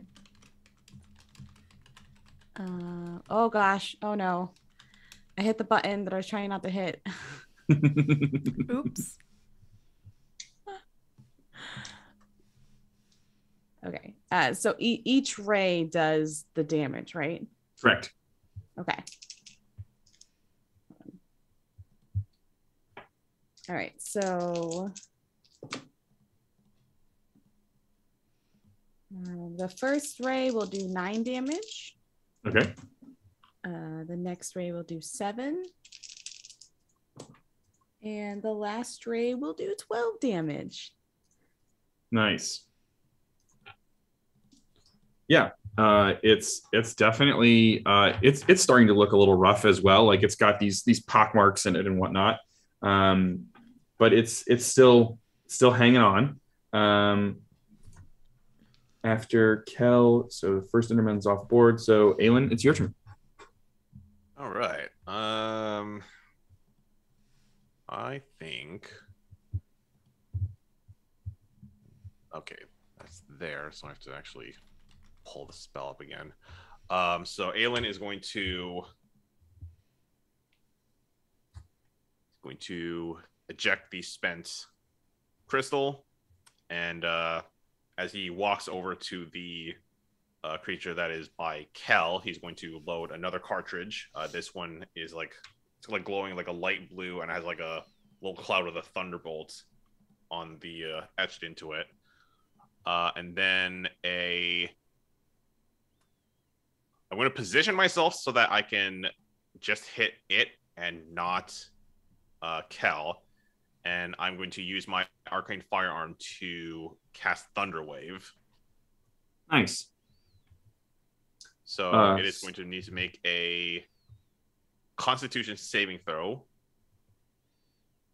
Okay. That is a 19. I'm pretty sure that will save. Okay. Yeah, that'll save. So it's going to take 5 points of thunder damage, and it is not pushback. Okay. 5 points, 5 points. There's nothing. Okay. Anything else? That's it, actually. Okay. Then it is its turn. And having seen the other one get pushed overboard and chomped on by this large pupper, it is going to turn towards Rathiir and Litse, and it's going to make an attack against each of you. I have like a little scarf around my neck, which is a scarf of displacement, so you roll at disadvantage. Okay. Well, he has very good eyes apparently, because that's a 24 at disadvantage.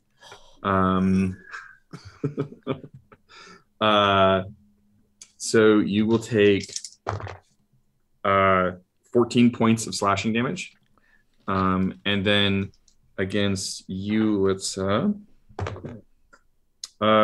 is does a 16 hit your hyena form? It's my hyena form. Okay. Then you will take 10 points of slashing damage. Okay.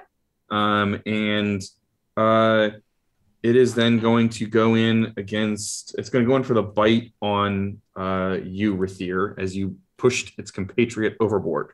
Fair. But it is going to miss with a 2. So yeah, it comes down to try and bite you, but it's like it's awkward.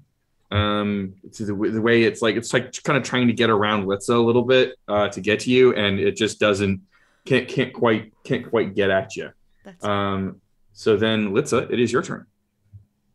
All right. I'm gonna move up and I'm gonna try and bite it. Okay.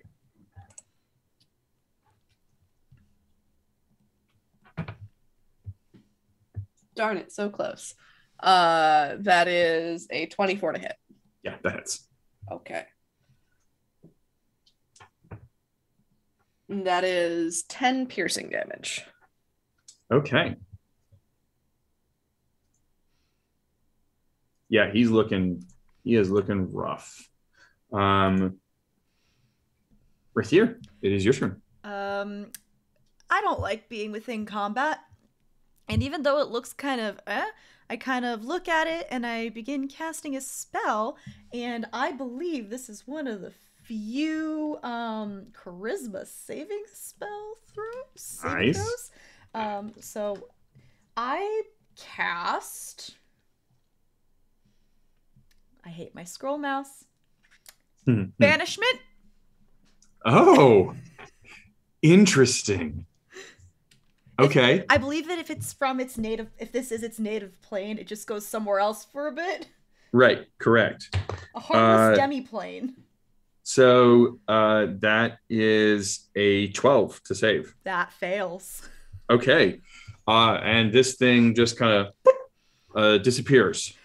Okay. Okay. So you are, at least for a minute, out of combat. If there's anything y'all want to do real quick. The question is since we're still moving, does it appear where I banished it or back on the skiff? Ooh, good question. Let me look real quick. I guess while we're figuring that out, Alen is going to walk back to the dashboard. He's going to lean his arcane firearm up against it. He's going to give it a little pat, and then he's going to push the skiff on forward. Okay. If it reappears in the space it left or in the nearest unoccupied space if the space is occupied, but it doesn't say anything about moving. Yeah. So no, y'all are moving. So where it disappeared is where it disappeared, and you keep moving away from that point. I would say with the speed of the skiff, you are well away from this when you feel your spell end, and you can see this thing in the distance kind of just reappear. But it then just kind of, you all are kind of looking at it a little bit, but you can see it just kind of like look around and then just go back to picking up sand and putting it in the air. Okay, so we don't go near them next time. Yeah. I'm gonna go around giving high fives to everybody. You did awesome. No, you did awesome. That was great work.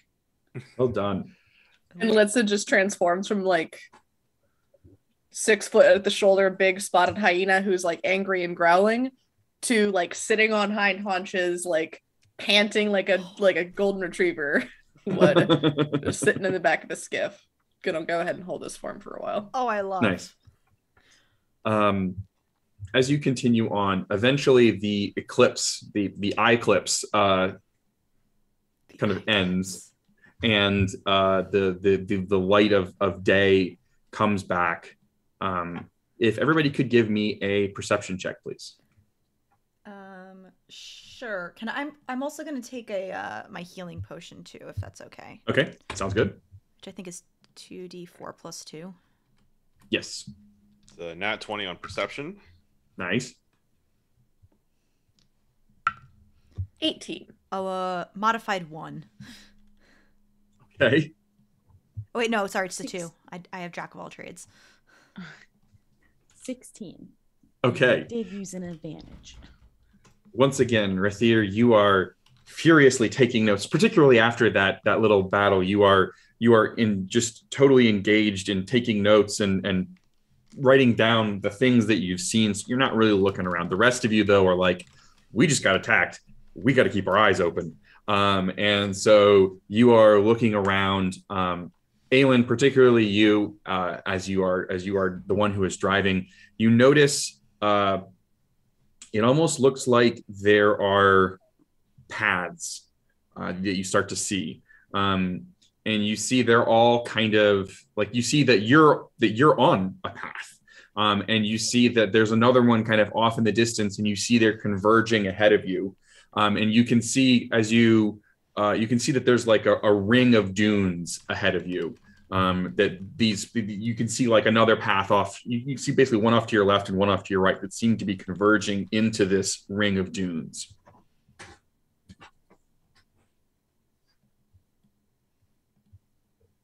What do you guys want to do? Okay, so that must be where we're going then. So I guess make haste for that. Try not to run into anything else, and then I guess prepare for the worst. Sounds good to me. Huh? Okay. I'll also take one of my health potions. Okay, sounds good. Yeah. You crest this ring of dunes, and there's like a valley in front of you, kind of, and it leads down to just there's a big, about 30 feet in diameter hole in the middle of this valley. And you're able to kind of approach the hole. Once you're within 60-ish feet of the hole, you can see from the skiff, you can see that there is a small. It's like whereas you were surrounded by like sand dunes, around this hole, there's about a 5-foot radius that's going around the hole that is just bare stone.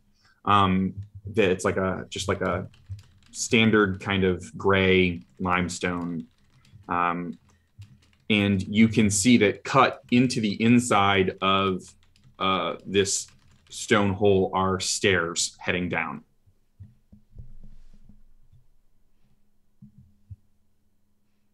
I guess we gotta get off the thing. Yeah, I guess be really careful though. You might grow extra legs or melt. I hope neither.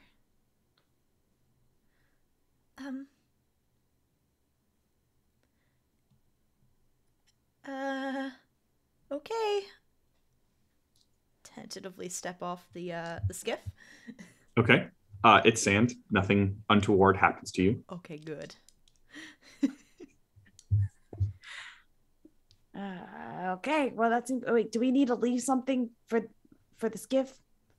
Like, do we need to because it has legs now, right? Like it's a creature. Should we tie it to something? Unfortunately, there isn't really anything to tie it to. I can get something if we want to tie it. I have an odd question. Sure. I keep my mental stats when I wild shape, correct? Correct. And animal handling is a mental stat? Yes. Could would I say so. theoretically...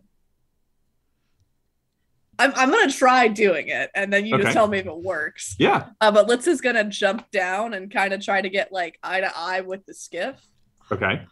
and like, you know, in the way that like puppies do when they want to play, where they like put out their paws and they like look up at you when they're wagging their tails, except it's a really short little hyena tail, Mm-hmm. and is trying to like, in some way, and then like rolls over Okay. and like curls up like taking a nap and just trying to communicate to the skiff to just like hang out here for a moment. Okay. Go ahead and make an animal handling check for me. Cool. Ooh, 16. Okay. Yeah. You see the skiff, like when you do like the play bow, like it also kind of does a little bit of a play bow back at you. But then you kind of do the rollover, and it does that wonderful cat thing where you see the skiff literally just rotate like 3 times in place and then just kind of like settles down. It just loafs. Yeah. And then Litse just looks at the three of you with like a big panty smile. Okay. Yep. All right. Good. I'm just gonna pat the boat or the skiff. Just give it a couple pats, and we're like, all right. Well, I guess we got to get this over with. It's the only way we're getting paid. All right. Oh. Tally ho. Okay. So are you heading down the stairs? Yeah. I'll go in the front. Okay. If it's dark, I'll cast dancing lights. All right. Yeah. As you go down, it definitely gets darker, and this hole seems to go down about 300 feet. It's deep. And as you get to the bottom, it's this 30-foot radius kind of cylinder that you're in, or 30-foot diameter cylinder that you're in. And on one side, you see that there is basically opposite the stairs, there is an alcove that's set back. And there is a very ornate door with a pull handle next to it. And there is a mat in front of the door. Do any of you speak Abyssal? Oh God, I don't know. Hold on. Nope. No, but Okay. I need to see if tongues is verbal or if I can read, because I have the Okay. tongues spell. Sure. Well, I also have comprehend languages, so. Okay. No, it's not written language. It's just talking. All right, Okay. It's me. My turn. All right. Hell yeah, do it. So I'm just gonna like dip my thumb in my components bag and then just pull it out and put like a little like sooty mark on my cheek as I cast comprehend languages. In order to read this mat, I have to touch it. Okay. So yeah. So you go up to the mat and you just kind of touch the mat, and the words in your brain kind of form, and you see that the mat says "Go away," Oh.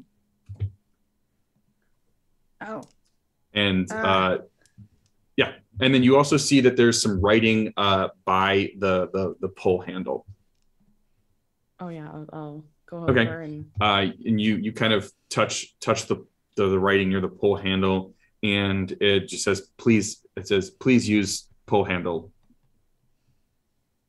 Oh, okay. So, so we're getting some conflicting messages here because the pull handle says please use pull handle, but then the mat says go away. So, So this looks like, even though it says a go away, it's like a welcome mat. Yeah. yeah. So I maybe it's like an opposites thing, like go away actually means like, yeah, come on in. And then use pull handle means don't use pull handle.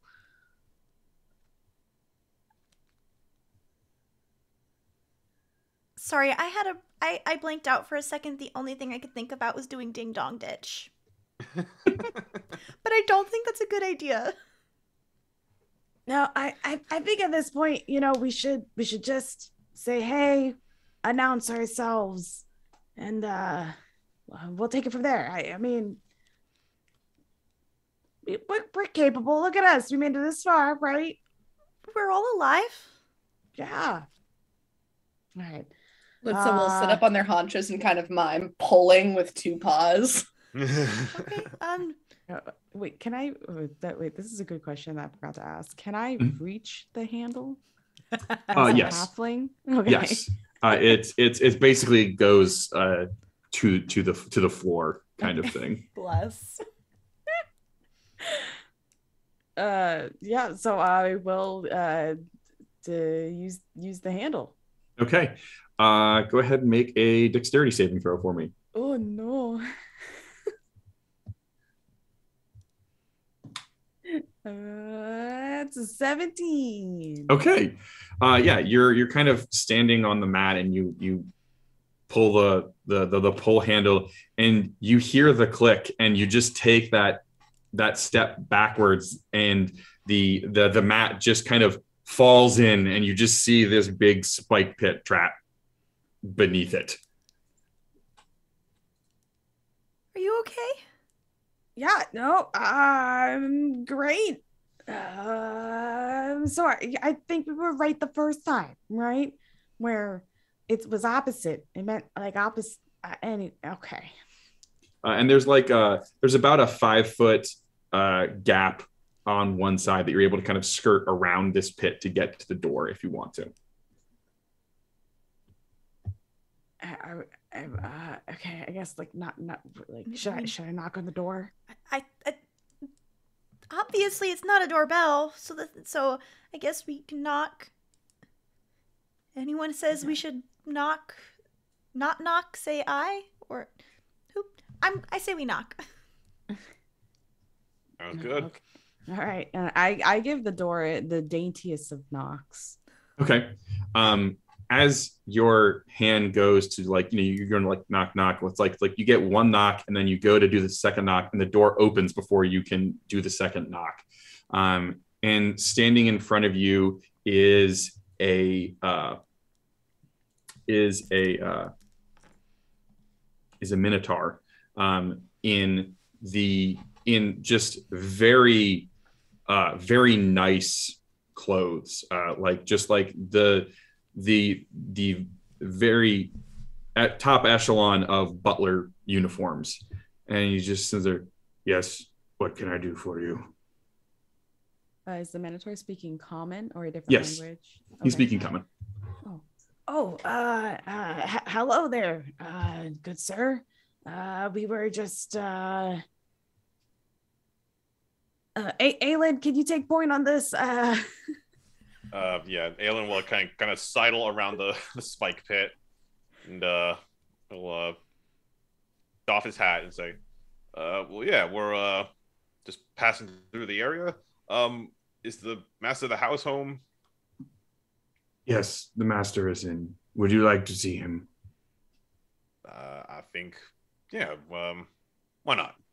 Let's go meet the master of the house. Very well. Follow me. And he turns around and opens the door for you, and you see the trap door that is the pit trap kind of closes, and and as it's closing, the welcome mat kind of crawls out and puts itself back on top of the pit trap. And you come in and you are in a very elegant kind of long hall. And you see there are paintings on both walls, and they are of all different races. But in each one, it is a single person dressed either in a very neat butler uniform or dressed in some kind of maid uniform. All very prim and proper, looking very neat. They are very lifelike paintings. You see a couple spots that are kind of empty, Everyone go ahead and make a perception check for me. I'm going to use an advantage. 19. 23. 15. 5. Okay. Well, everyone who got above a 5, you all notice that going along this hallway, there are various kind of chandeliers like along the ceiling that are providing light and stuff. But you all notice that at kind of odd intervals in the ceiling, there are just like holes in the ceiling that are roughly, I don't know, a little bit bigger than softball size, that seem to kind of go back and you can't really see into them. And I think one of you got higher than a 20, right? I got a 24, yeah. Yes. So you happen to look up and see one of these holes, and you see some movement behind it. Like it moves very quickly. Like there's something move behind it, but you caught it. There's something possibly in those holes. As you come to the end of this hallway, you are in a very open kind of rotunda that it's like a domed room. There are a couple of statues around that look like one or two look like they're kind of like mid combat. They look very, very, very well made.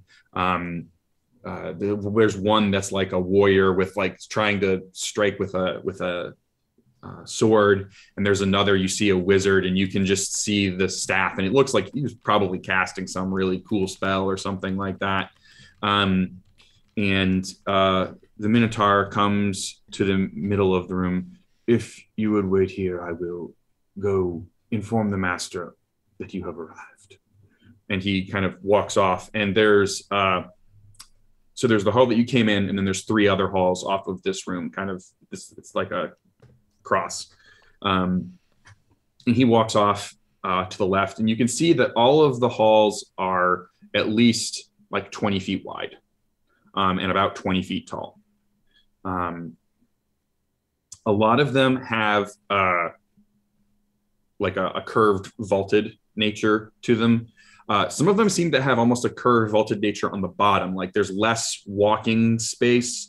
Like it's definitely 20 feet wide at the middle, but it's maybe only like 10 feet wide on the floor. It's kind of semicircular almost. Some of them have flat walls, but the Minotaur kind of walks off, and you are left to wait in this entryway. Is there anything you would like to do? Yeah, I'd like to get a closer look at these statues. Sure. And see if, they were made like by hand or possibly by magic. Sure. Go ahead and make an investigation check. Investigation. Cool. That is a 21. Okay. You go over and you look at the statue of the warrior, and you're just looking for, you've seen, there's beautiful statues in Vumoluhr that like look like, people, but you see no tool marks on this at all. It's like this was just created out of stone. You are aware that there is such thing as petrification, that people can be turned to stone. Everyone stay on your guard. I have a feeling this may be where some of those missing adventurers ended up. Will do. Also, question. Did Litse enter as a giant hyena? Okay. Had to just clarify. Actually, while Alen is examining the statues, I want to make a weird request. Litse's looking for bugs. Looking for bugs? Correct, yes. Okay, so sniffing around, looking for bugs. Yes. Go ahead and make an investigation check. But I would say, do you have like advantage for like smell things? No. Or okay, then yeah, just go ahead and make an investigation check. Okay. 2. Okay, yeah, you don't find any. I would say that it is this room is big and open and very clean. There are no bugs to be seen. Kell or Rathiir, anything you would like to do? I want to scour. I know the far realms are not super well known, but I would like to like maybe like try to scour my memory for any type of creature that that might live here. Mm-hmm. So I'm gonna look into my brain about that kind of stuff. Okay, go ahead and make an Arcana check. An Arcana check. Here's my die. I have a total of 20. 20. Not 20. natural. Okay, fair enough. So looking around, I mean, you're like, this is like, it's very nice. It's very clean. You're like, I mean, it seems strange. Like you don't know of many, like there isn't much in the way of like, oh yeah, we definitely know these things live in the far realm. There are a couple things that the university does know come from the far realm. You know that mind flayers come from the far realm, and you know that a lot of aberrations come from the far realm. Mm-hmm. And you're thinking like, what? And like you're ticking through your head of like, but these things do this and these things do this, and nothing is seeming to fit into this box. It's probably not a Medusa or anything like right. that. Or... Yeah, it's probably not a Medusa. Like there's these one things, but they hate everything. This place doesn't seem like it hates everything. Like there's these pictures of all these different species. There's a butler. You're like, but the sizing is right. You're like, you're thinking like this could be a beholder, and the shape like, of but this is things, the hallways fit. Right, but it's like this doesn't make sense. Kell, is there anything you want to do?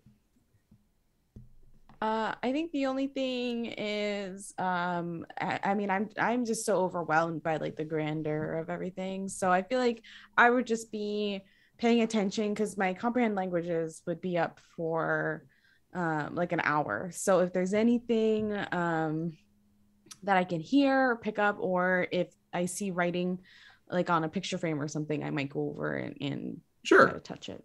So, like you definitely saw writing, like little plaques next to all of the paintings as you were coming in. And you can definitely go kind of touch one of those. They're all in weird, strange languages, but you touch the first one, and it's a painting of a male human in just this impeccable butler uniform. And the little plaque says Bootsy. And then it says 2 years.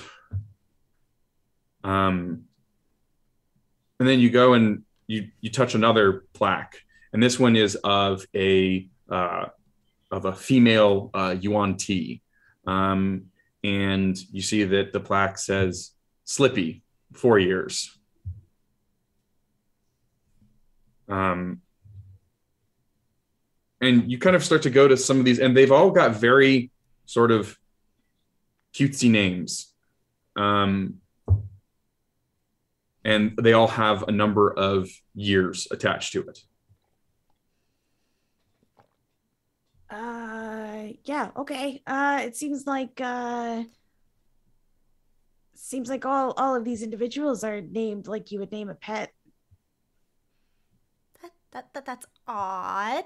I've been thinking back through my notes and like what type of creatures and entities live out in the far realms, and like The only one that I can think of that might fit don't like anybody. So I'm confused. What are you thinking? Big beholder, like, large balloon-like, has a lot of eyes and a really big eye.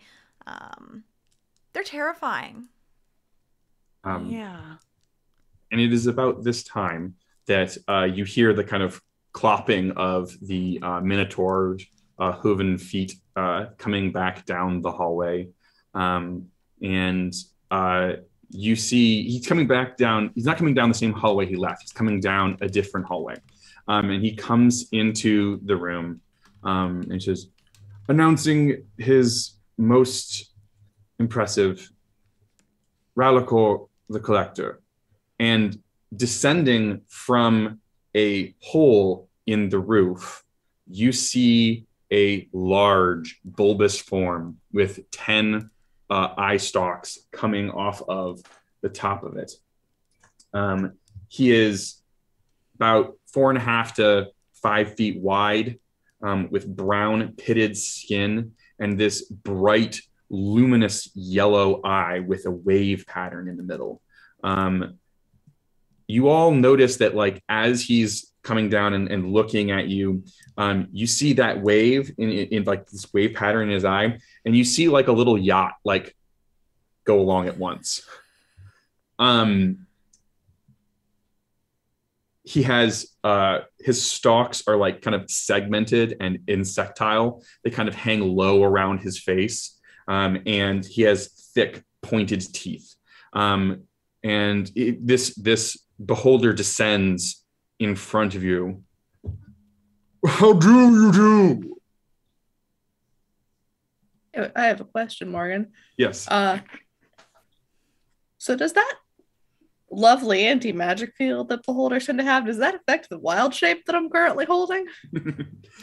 So, fun fact, they're able to turn that on and off. And currently it is not on. Cool, just checking. So yeah, he comes down. How do you do? Out of character, could you repeat the name of the beholder again? Yes, Rakolai the Collector. I hate that. Okay, cool. Here. I will well, I've already taken my hat off since I'm indoors. I'll give like a little bow, probably like a little bit too deep for like most social standards. And I will reply, well, Mr. Rakolai, it is a pleasure to meet you. I am Alen Brawlrick, and these are my traveling companions. We got Professor Rathiir. Hi. This is Kell, and that's fur one over there. That's Litse. Charmed, I'm sure. What can I do for you fine folk? Well, Mr. Collector, we are here on behalf of certain parties that, well, you see, this whole, thing, and I'm kind of like gesturing, like to like indicate, like talking about like the rift. While it's not necessarily, a bad thing, it has disrupted certain aspects of, the livelihoods of some of us citizens. We were wondering if it would be possible to negotiate a possible, if not closure, possible relocation of this rift that has appeared in our land. It would be greatly appreciated. Oh, I see. I haven't heard from Tucci in a little while. He was supposed to have come back, but we did arrive, but we definitely haven't seemed to arrive where I expected. I'm sorry if it's been an inconvenience. Well, please follow me. And he kind of floats down a hallway ahead of you. Excuse me, if you don't mind me asking, where were you supposed to arrive? Why, the city, of course. Oh. Yeah, the city normally has protections around it to keep sudden randomly appearing planes from appearing, so that might be why.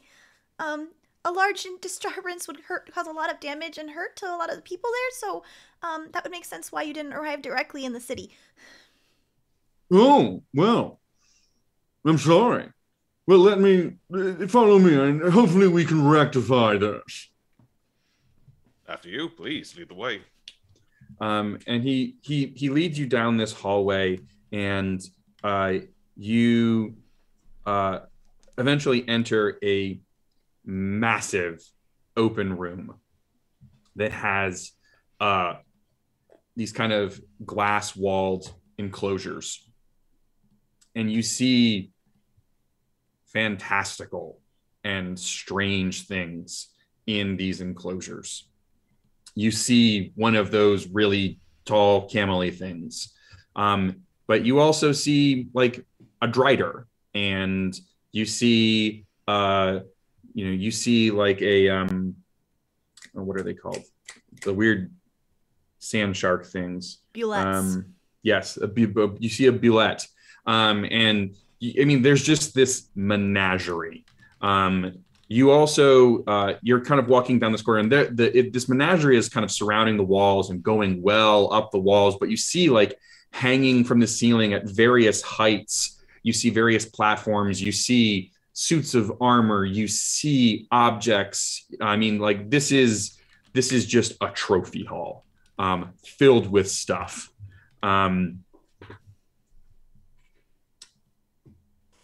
He's like, well, as we're going to my studies, what do you think? I've been collecting for a little while, and it's my hobby, you see. This is quite the collection. You just travel around the realms, collecting. Well, yes, I'm always looking for the unique and fantastical. I see. Well, it's certainly a sad. This is this is something. Well, thank you. Well, actually, I think there's actually a lot of people in the city that would love to either visit or learn about your knowledge that you have going around visiting and collecting. This is absolutely fascinating. Well, I mean, I'm sure there are, but this isn't a public collection. You are getting to see it because I do believe that one of my servants may have caused error, and this is a bit of restitution. But yes, it is quite amazing. Ooh, let me show you this. And he kind of floats up and brings down, and you see this staff that's like, there's like a bunch of different like pieces, and they're all kind of floating. There's about 5 of them. He's like, this is one of my prized pieces.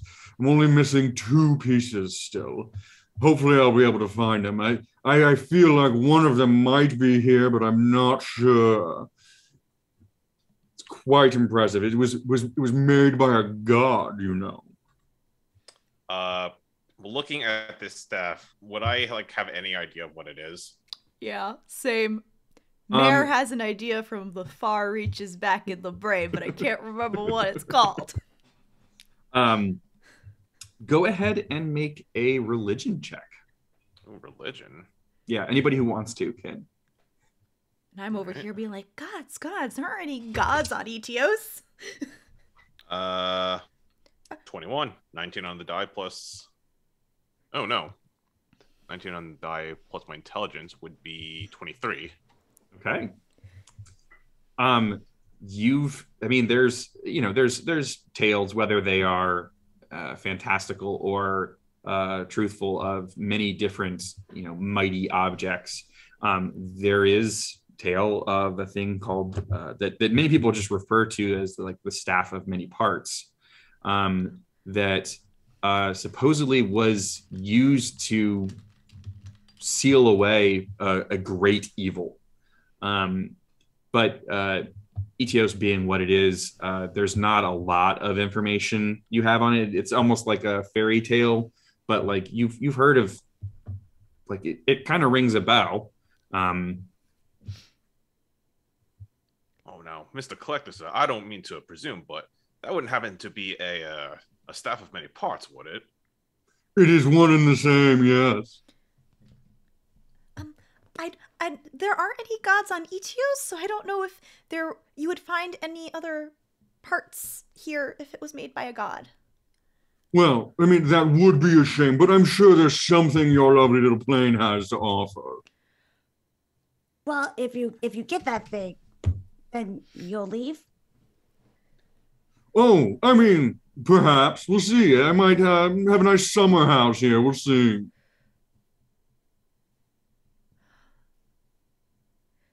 So Well, here. how did you get here? Oh, well, I sent one of my servants ahead of me to inscribe the proper runes, but then I just, I arrived. So you're just saying you plane shifted a whole plane here? Or part of a Well, plane? I believe that the mess outside that you've described might be an unintended side effect of perhaps my servants not doing a very good job. Yeah, Rathiir doesn't know what to say to this.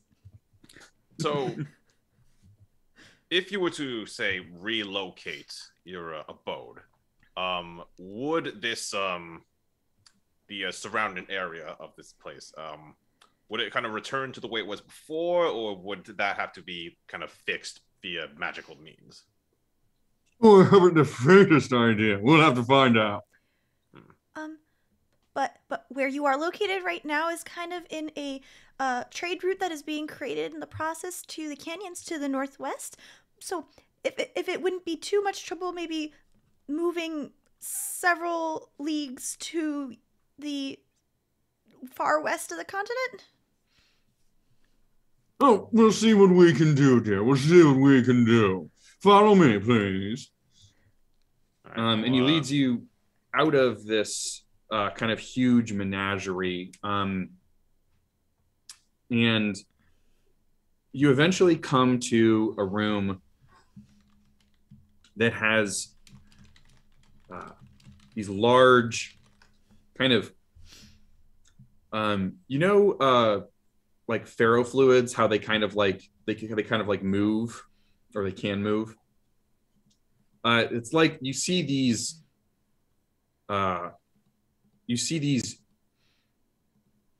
crystals that are moving the way that kind of ferrofluid moves when it's under like a changing field, and they're all these different colors and shapes that you can't quite discern.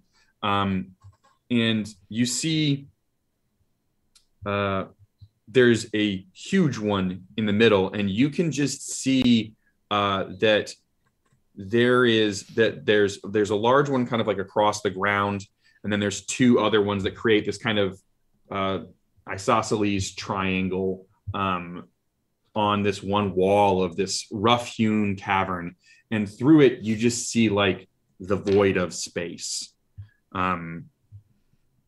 And Rakolai kind of floats up near it. Well, let's see here. Perhaps I can find poor Tootsie. And you see he sticks one of his eye stalks into this void. And as he does this, everyone go ahead and make a perception check.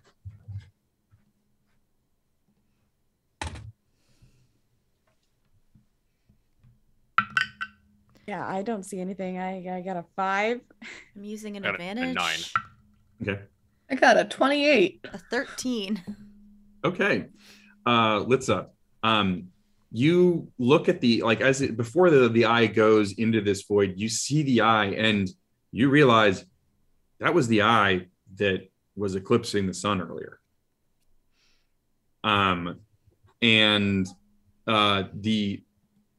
the eye kind of goes into the void.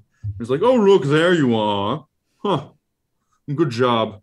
Those things can be quite annoying. Well, let's see here. Let's look somewhere else. And it kind of moves around. He goes, oh, there he is. Oh, that poor man. Let me just bring him back. And you see walking out of the void this very properly dressed drow. And you see him just come out of the void, just screaming, just like, ah! And he comes out, he's like, oh, hello, master. Thank you. I'm afraid there was trouble. Well, yes, there must have been. We've caused quite a ruckus for the locals, it seems. Litse is going to drop their wild shape. Okay. Is going to look up at the collector and say, so if that's your eye, were those also your teeth? I was just wondering, because this whole thing seems kind of miragey to me, and I'm not sure what's actually real right now. Oh, I mean, it could have been. I don't. I do remember having something rather tasty for lunch, but I don't think it was you. Okay, just wondering. Well, let's see. Tutsi, what happened, my good man? Oh, well, master, there were some undesirables who prevented me from completing my task. Wow. And he looks back at you, group, and he goes, well, it sounds like you need to clean up your city a little bit. We are not actually rulers of the city, so not sure how much we can do. Yeah, we'll take care of it. Thank you so much for letting See us know. that you do. Would you like us to bring a missive back to help you get in contact with the right people? No, that won't be necessary. I don't really enjoy guests too often. I've had a few come by this week, and they've all been quite barbaric. I'm sorry that they didn't know how to act like proper guests. Well, I will say it has soured me a bit, but I think I can possibly accept your apology. Perhaps one of you would like to stay for a little while?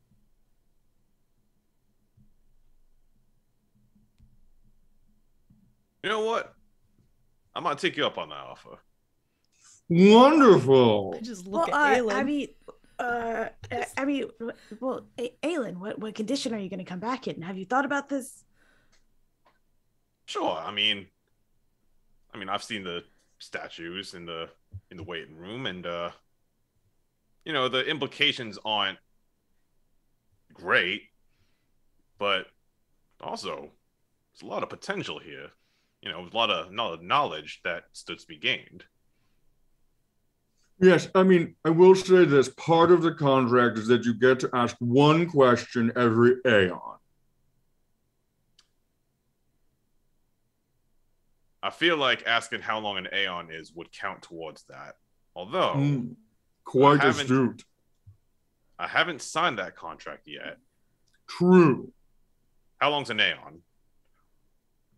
Well, it really depends. Time doesn't have any meaning, so. Can I ask a clarifying question? Yes, my dear.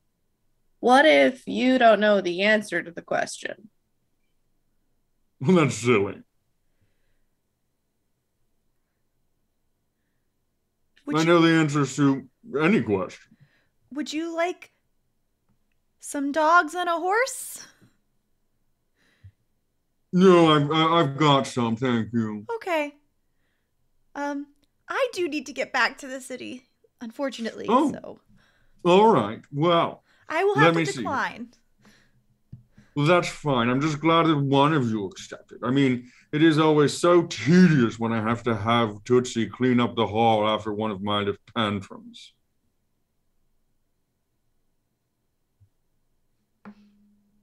Well, you said you need to be on your way, and honestly, I'm glad that you brought this to my attention and that now I have Tootsie back. I'm sure that we will be able to put this right quick. Yeah, okay. Well- But how are we gonna let you know where is a good place to move your location? You know. Oh, I'm sure anywhere I choose will be perfectly fine. Well, that's the thing. You know, not everybody is as hospital as not everyone is as welcoming as us, or as understanding of individuals of such grace like yourself. So, we might have some recommendations of where you'll find, you know, the best treatment, the treatment that you deserve. And I know you can take care of yourself, but this way you won't be bothered unnecessarily. I would be happy to take some suggestions if you have some, but they will just be under advisement. Of course. Would you like a map? Well, that would be wonderful. I will pull out of my pack a rough map and just circle a couple places that are known to be just desert. So like to the west, to the far south, and like a couple other small places. But those are the big ones. Okay. Well, those look all perfectly remote. Thank you, my dear. Well, let's see here. Tootsie, if you could just stand over there. And you see Tootsie kind of do like a deep, like Kif croaker sigh, like, and he goes and kind of stands by what this kind of portal into the void. And you see Ralakor kind of focus pretty much all of his auxiliary eyes on Tootsie. And you see these beams all just kind of strike Tootsie in the brain. And you see it like it's like all the different colors of the rainbow going into his head, and then like a white light shines out the back, and Tootsie is screaming the entire time. And it shoots into the void, and you see the void kind of coalesce, and you see the kind of shape of the shimmer outside in the sand, and you see it kind of shrink down to just the hole where Ralakor's lair is, and he says, "Well, this will probably take care of it. Well, have a good whatever." And Litse, Kell, and Rathiir, all of a sudden, you are on your skiff in the middle of open desert. There's nothing around you. Does the skiff still have legs? The skiff still has legs.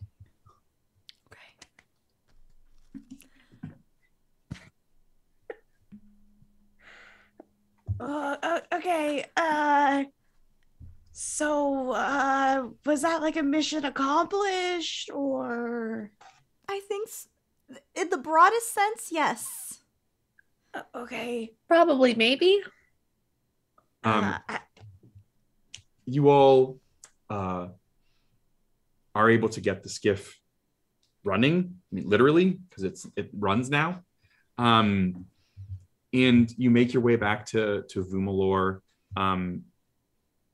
When you see Lord Pinchpenny, he congratulates you on finally, especially like he's pretty condescending to you, Rathiir, of like finally someone from the university who knows what they're doing. I was actually going to get something done. I was actually going to ask Kell and Litse if they were okay with me just skipping out on Pinchpenny and bringing his skiff. Okay. Because and using Alen's part of the share to replace the skiff.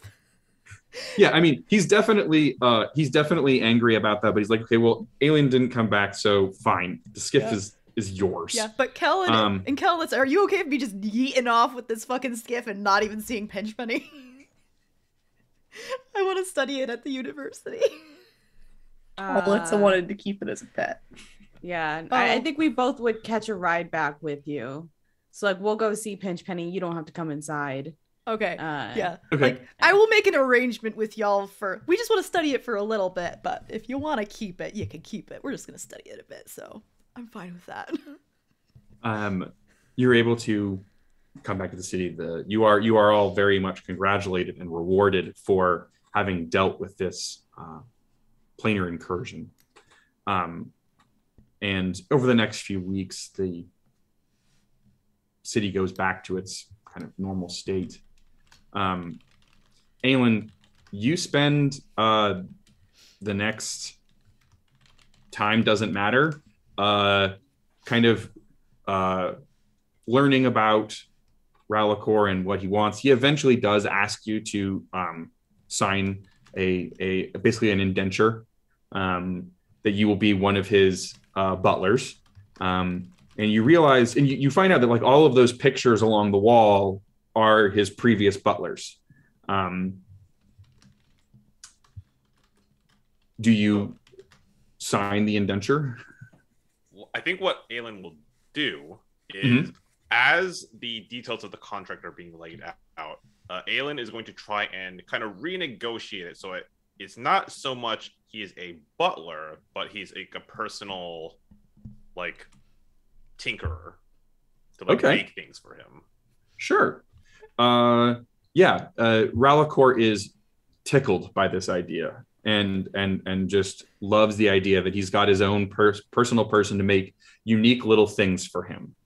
A lot of similar kind of language to the butler, but you in talking with the other staff, you start to get an idea that, I mean, this is still a beholder.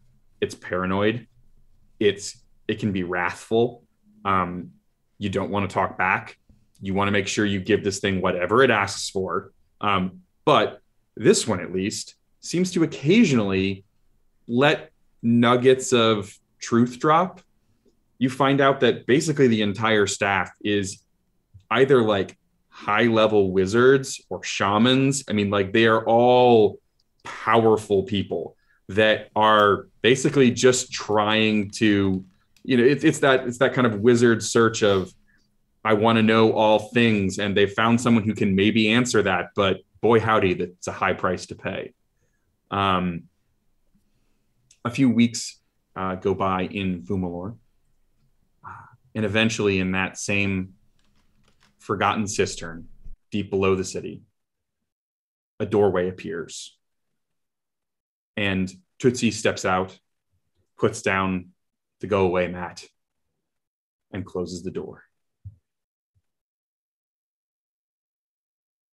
That's where we will end for today. Woo! Thank you so much. And thank you to everybody who donated money, gave us and the GM some advantages to hurt us with. We're at $400 for JDRF International now. And thank you so much. Now we're going to go around, say, hey, who we are and where you can find us. And heck yeah. Who wants to go first? I'll go first. Hell yeah. I am Morgan. You can find me on Twitter at NecroAlexander. I occasionally will pop in on people's streams when they have me. And yeah. And I guess I'll go next. Ladies, gents, doers of all pronouns, I am Rakolai, Rakolai, no real preference on pronunciation. You can find me on Twitter at Rakolai, that's R-A-K-O capital I-A-I. The person with the proper spelling got their account suspended, so I can't really get that back. You can also find me right here on Twitch, twitch.tv/Rakolai. I do a lot of Gundam building. I've been slacking a little bit on the actual game department. Maybe I'll go back to it eventually. Not sure. And finally, I am an affiliate for Hobby Link Japan. So if you're interested in buying some anime merchandise, such as model kits, figurines, manga, the like, I do have an affiliate link on my Twitter account. So if you go through there and make a purchase, I get a commission from the sale. I'll go next if we're going in the order of the thingamabob. Hi everybody, I've been Shadow. I totally forgot what I was gonna say. Hey, so you can find me on Twitch at Shadow Sylvia if you would like me to forget what I'm gonna say a lot more frequently as I stream. I'll be live playing some Jojo Mart Stardew Valley tomorrow morning at 7:30 a.m. Eastern time.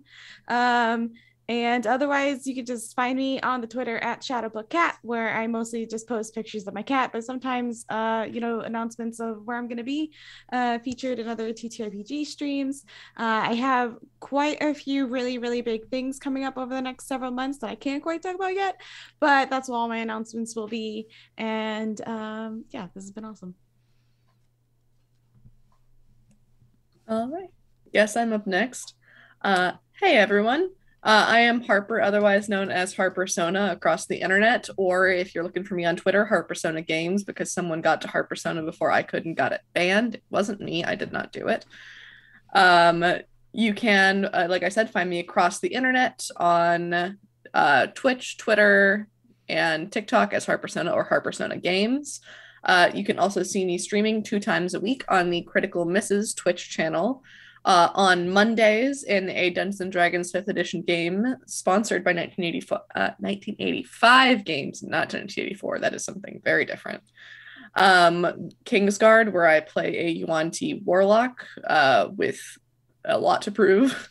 And on Wednesdays, where I am the facilitator for a game of Good Society called Queer Society, where we are queering Jane Austen's England. That's me.